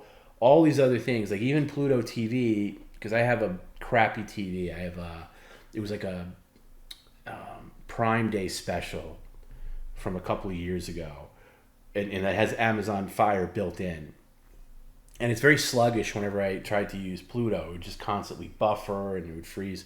I don't get that. I get a little bit on Apple TV, but not that much. And yeah, right, you can sideload things on the Fire Stick, and that's great and everything, but what do I need to side... At this point, I don't really need to sideload as much. I want Plex, I want YouTube, I want Pluto TV, I want, a couple other things, and that's it. And what I really like about the Apple TV is that if you purchase movies on iTunes or TV shows, it's right there. And it goes on everything, and I like that rather than having to be in a different ecosystem like on Amazon or something like that. So that got me into the Apple ecosystem, and then I had an iPhone that I used for work, that I used on the side a little bit, and I was like, I wonder if I can. And I was getting really annoyed with Samsung. I had the whatever last year's S22 whatever, and I wasn't digging it anymore. And also, when you have kids and stuff like that, and you're texting with your significant other or like family members, and you're going back and forth with pictures or video, it kind of sucks going from Apple to Android, because if you're sending a video, it looks like it was downloaded from like Siberia. Whereas Apple has the texting thing now. It's not even SMS. It's like web based, and it's iMessage, and everything's perfect. Like I take a video on my phone and I text it to somebody else who has an iPhone. The video is as crystal clear as I took it when they play it, and you can't get that. And so anyway. I don't even love the iPhone. I think the iPhone's flawed in a lot of ways, and it's frustrating in a lot of ways. But I switched over, and it was Apple TV that converted me. But I wouldn't say I'm an Apple purist. I use a PC as my main computer. I don't own a Mac. I don't even own a Air or anything like that. The 15-inch Air tempts me a little bit, but maybe when they release one with the M3 chip, I'll look into that. But that's it. I used Roku for years, tried the Fire Cube, now just use Smart TV. Yeah, the thing with the Smart TV is like the built-in app, the TV, it doesn't have a good you're not running on a great processor. It's not really. You're eventually going to run out of space, and you're going to get some problems running just off a Smart TV. So that's why I like having the separate box. For my money, I've tried them all. The Apple TV works, and now the Apple TV is dirt cheap. It's like $120. You can get one. They don't, because Apple's notorious for overcharging for their tech. That's not the case with Apple TV. You can get a good deal on an Apple TV. It's fine. I like I have an Apple Watch, you know, and that I so I use that. Does it make me an Apple fanboy? I don't know. Got a couple years to. Yeah, I'll wait for the M3. I'm good with my Windows stuff. You know. But yeah, nothing's perfect. Nothing's perfect. You know, that's why you kind of gotta not care about this side or that side. I was so obnoxious. I know it's hard to believe that I was obnoxious at any point, but I was. I was obnoxious like back in the day, like especially 10 years ago, the whole iPhone versus, Samsung or whatever. And I was always like, I'd always say to my friends like, "Oh, why do you have an iPhone? That's for girls," or something like that. Now I have an iPhone. But yeah. And I'm with you, Grimace. I don't have anything against the Apple cult is bad, but I will say this as somebody who hated the Apple cult. I think the Apple cult died with Steve Jobs because I think Steve Jobs was an asshole. And I think when he died, I think that Apple cult kind of went away. I don't think the Apple cult is as annoying as it was even 5 years ago. That's just my opinion. I could be wrong. You carry grudges with you. Whether it's sports or whatever. You have these preconceived notions. And yeah, and I agree. The iPhone is perfect for Perry. It's less troubleshooting. It's just simple. There's customization I miss about Android. There's a lot of frustrations I have about the iPhone. The iPhone really annoys me a lot of times. I'm not going to sit here and say that the iPhone is this great thing. It's not. But I think the whole phone game is kind of over. Like that's another thing I was obsessed with. I was always watching like phone reviews on YouTube and like the new Samsung or the new LG or the new Google or even iPhone. I just don't give a shit anymore. I really don't care. I think the phone industry has plateaued. It's reached a zenith that now it's just kind of pick your poison, whatever you like. For me, it's easier to be on iPhone strictly for iMessage because most people I talk to have iPhones, and it's better to be in blue when you're texting than being green, especially when you're sharing video and other stuff. And there was a Mets group I wasn't allowed in because they didn't allow any greens. And then when I got an iPhone, I was finally allowed in. Like, oh, you're blue now. Oh, you can come in. So that was cool. It's fine, and I like, and everybody has FaceTime, and that's kind of cool. Android tries to have their version of it, but it just doesn't work. It doesn't work. Apple could easily put iMessage on the Android platform, and then we could all have the same thing. But they're not going to do that because they know it's a big selling point for them. So it's whatever. There's something to be said about the ecosystem, and also I can it's very easy for me to, cast something from my phone onto my TV. It's very easy. It's easy for me to share a file, even if I share something with Perry. It's very easy. I like the iCloud thing. It's just whatever. It's thing. It's just it's whatever. I don't look down on anybody that has anything that they like. It's fine. I'm a little ashamed of myself that I have and I have an Apple Watch, whatever. I'll probably eventually have a MacBook Air because I like the portability of it.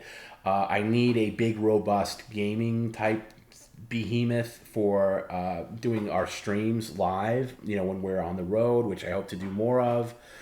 But that's not the kind of thing I want to have on my lap at all times. I want a thin and I want a stupid light tablet, type thing. But I don't want a tablet. I don't want I'm not one of those people that can use an iPad as my main laptop. So MacBook Air is perfect. I'm just a little bummed that they underpowered it and didn't put in the M3 chip this year. I thought that would have been a game changer. But I don't know. I don't know how long it's going to take for that. Whatever. It's still it's an added expense that I don't need right now. Yeah, I'll agree with that. Nate said iMessage is the magic sauce of Apple, and they know it. Yeah, that's it. That's the main reason to get an iPhone. Everything else. There's some other cool things like I like some of their apps look better. Some apps run better. I've noticed like Instagram. I'm not an Instagram guy, but I do use Instagram for PCL and stuff. Instagram runs better on iOS than it does on Android. Not even a contest. It's butter on Apple. It's not that great on Android. It's not as good on Android. But iMessage it's the game changer. It's like I can get 5 pictures to my sister or something like that from when we were on a trip, and she could see it, and it looks as good as I took it. When you send it over SMS, which is what Android uses, it looks compressed and not as good. And it's the video thing. My friend, speaking of the Cure, my friend was at the Cure. He took a video, sent it to me via text message. It was like I was there. It was like the video was perfect. You send it over SMS on Android, it just looks like shit. That's it. That's the main reason to get an iPhone is iMessage alone. That's it. And then people say you fall into the trap of the ecosystem. It's true. You do. And it's just out of convenience and some part laziness. But for me, the gateway is the Apple TV device, the actual box Apple TV. I like the remote. I like everything about it. And I like that it's compatible with my phone and things like that. And I can play. And I like the podcast app on the Apple too. I like that it's integrated on everything. And even if you go plug it into your car and you have Apple Play in the car, you can pick up your podcast from where you left off on your phone. I know you could probably do that on Spotify and other things too, but it's not the same. Anyway, that's a lot of ground we covered tonight. So whatever. I did say I wasn't doing. I had to take a hiatus on After Hours, but I just felt I had to stay around for this one because Perry was so fatiguing tonight to me, and I know he was. I felt it. I felt people's annoyance with him in the chat, and I wish he could. I wish he could pick up on cues. All right, maybe I'm being a prick, but he just, whenever he's annoyed or tired or he just leans into it so much. He can't, he has no, like I said last time, he has no coping ability. None whatsoever. Zero. We need another Papa B story time. So yeah, my dad's going through some things. He's not quite ready for that, but eventually, hopefully. My dad's going through some tough times, for sure. Much like Perry, he's got it so rough. But anyway, I thanks guys for coming back and hanging out. It means a lot. I don't want to do a lot of streams like this where it just feels like you're pulling teeth with him. I can't do it if it's like that. So hopefully he adjusts himself and leans into it a little more. That would be easy for me. It's tough. It's tough to work. It's tough to work with him when he's like this. It is. I'm not gonna lie. I know people sometimes. I know a lot of people probably enjoy Prick Perry. I don't. I like it much better. I like PCL when things are stupid and we have fun here and there, and yeah, we can have fun with Perry, but also we're on the same team and he can laugh at things too sometimes. When Perry's having fun with it, that's when it's the best for me. When he's when it feels like you're forcing him to do his own stream, it gets a little much. We should call Perry. You know what? I'm not going to poke the bear tonight. I'm going to have a talk with him tomorrow. He does have so he has a long list of girls he wants to interview on a stream. Yeah, I know. I kind of use that as my break glass in case of emergency thing, because I never like to lean into the fake girl thing like Scarlett and Gina.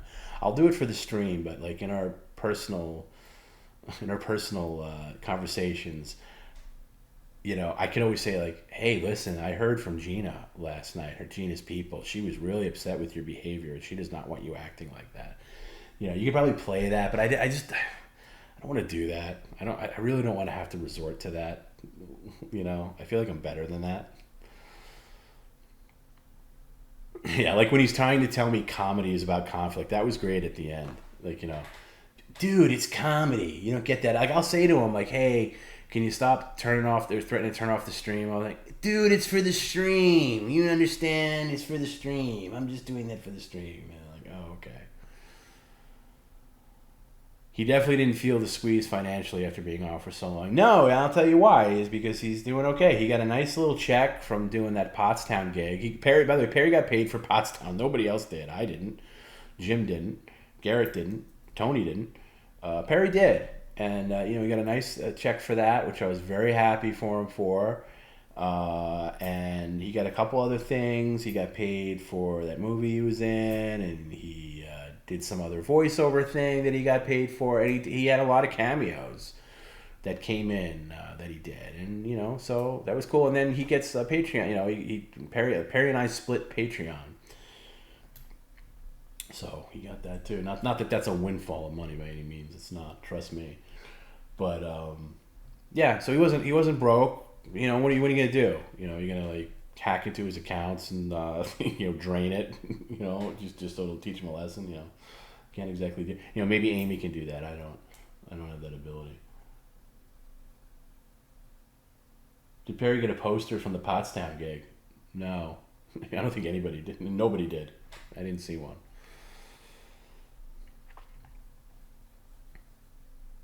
I can't believe he thinks those girls are into them. Yeah, you'd be amazed what he believes. Trust me, I'm amazed myself sometimes. Anyway, I'm gonna call it here, guys. I'm gonna say goodnight. It's a few minutes before 4 a.m. It's a good time for me to leave and try to get some sleep. So again, thanks, guys. Thanks for hanging out. Thanks for sticking around. Thanks for subscribing. I'm sorry, everybody who subscribes.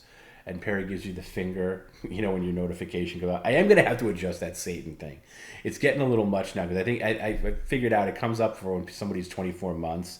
It's just, not only does it distract him, he can't, sometimes somebody has a really good comment or something like that, and there's the Hail Satan thing. So I do got to dial that down. I keep meaning to, and I forget. So I gotta do that stuff. Hopefully Friday's light on the 666 stuff, but who knows. Good night. Thanks for the quote unquote. Yeah, thanks for this is, by the way, not an official after hours. I said I wasn't doing after hours and I stuck to it. This wasn't after hours. This is just us hanging out.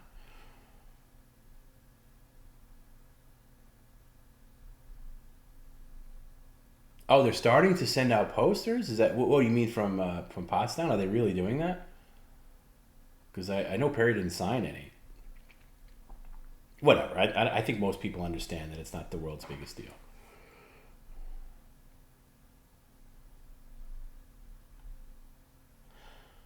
Grimace, whose opinion I trust very much. I like Rage Perry, but not turn off the speakers Perry. Yeah, I know, of course, because he does it to you. Yeah, I don't like that either.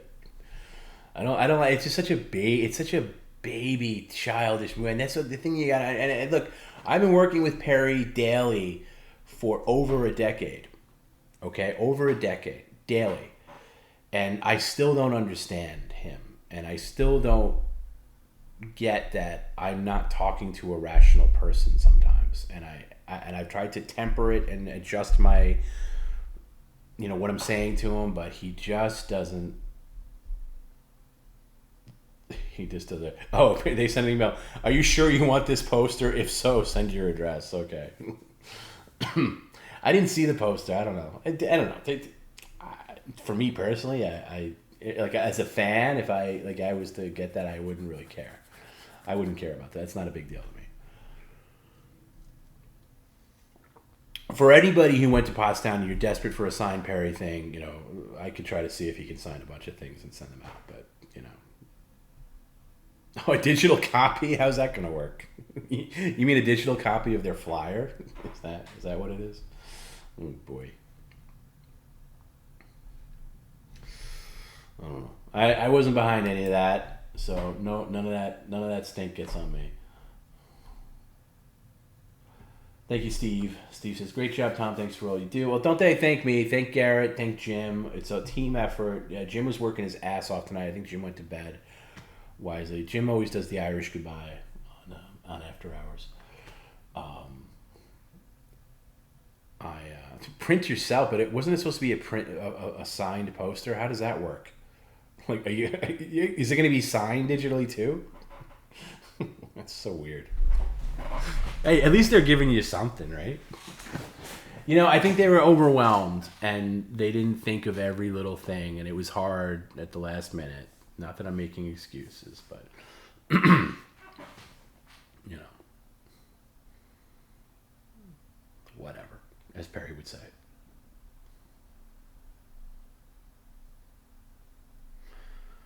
So yeah, thanks to everybody for sticking around and putting up with Perry's BS. I hope we get a different Perry on Friday. I really do. Fingers crossed. Get a variety of Perry because, you know, it just PCL is just not sustainable if he's going to be like this every time. It's too much. I couldn't personally do it if he's like this every time out. I don't think he is every time. I think he's just, you know. He's got to reboot a little bit. I really thought 3 weeks would do it for him. I think if we took the entire summer off, like from all of July and all of August, and came back like after Labor Day, like, you know, like TV shows go off the air, I think that would have been perfection for rebooting Perry. But then that's not fair to the audience, and that's a little too long. I think that's, you know, when people find other things, and that's a long time off, and plus you're not making any money. So, you know, not that it's about money, but it is, because, you know, he's got to pay some bills and stuff like that. So, you know, yeah, you don't want it every stream. Anyway, we'll see what kind of Perry we get on Friday. Hopefully, you know, we got all week for him to go to the snow or whatever. You know, I really wanted him to go somewhere. I was like, Perry, go somewhere, make plans, go stay with your friend Dirk. You know, go to Mammoth. You know, this time of year, I don't know, go to Mammoth, whatever. Go see if your cousins want to go with you. You know, do something. You know, go stay. You know, stay in Ventura, or whatever. For, you know, it was something, whatever. I don't know. You know, he didn't do anything. So is that my fault that he didn't do anything? He had plenty of opportunity. I told him when I was going away, and I didn't go on I haven't been on a vacation, and I don't remember. But, you know, I went, you know, road trip, did Wildwood, New Jersey, and I was like, Perry, I'm going away. Like, please do the same.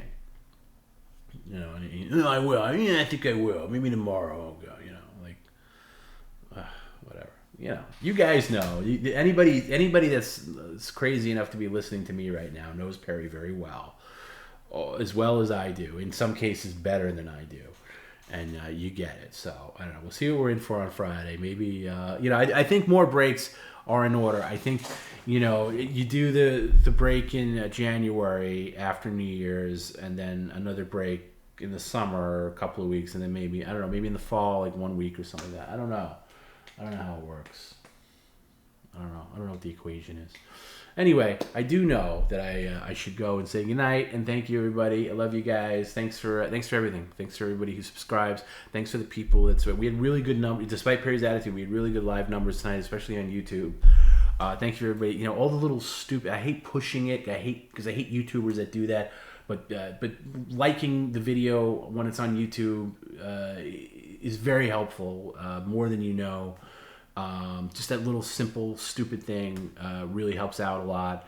And the engagement for the people who chat, people who submit, you know, tip comments, and definitely the media shares. You know, again, even if Perry doesn't appreciate it, I know the audience does. I know we certainly do. It's just amazing. Thanks for everybody who signed up on Patreon lately. You got a lot of. I was surprised over the break. A lot of people signed up for Patreon. Not, you know, a lot relative. You know, we don't have gangbusters Patreon numbers, but it was nice. So I really appreciate that, and I appreciate sticking with our boy Perry even when he's a little bit of a jerk. So thanks. I love you guys. PCL for life. Have a great week, and we'll see you for Mailbag Friday. Don't forget, it's an 11 a.m. Pacific start, 2 p.m. East. We'll see how that goes. Hopefully I remember. Maybe I should write it down too. Anyway, good night, guys.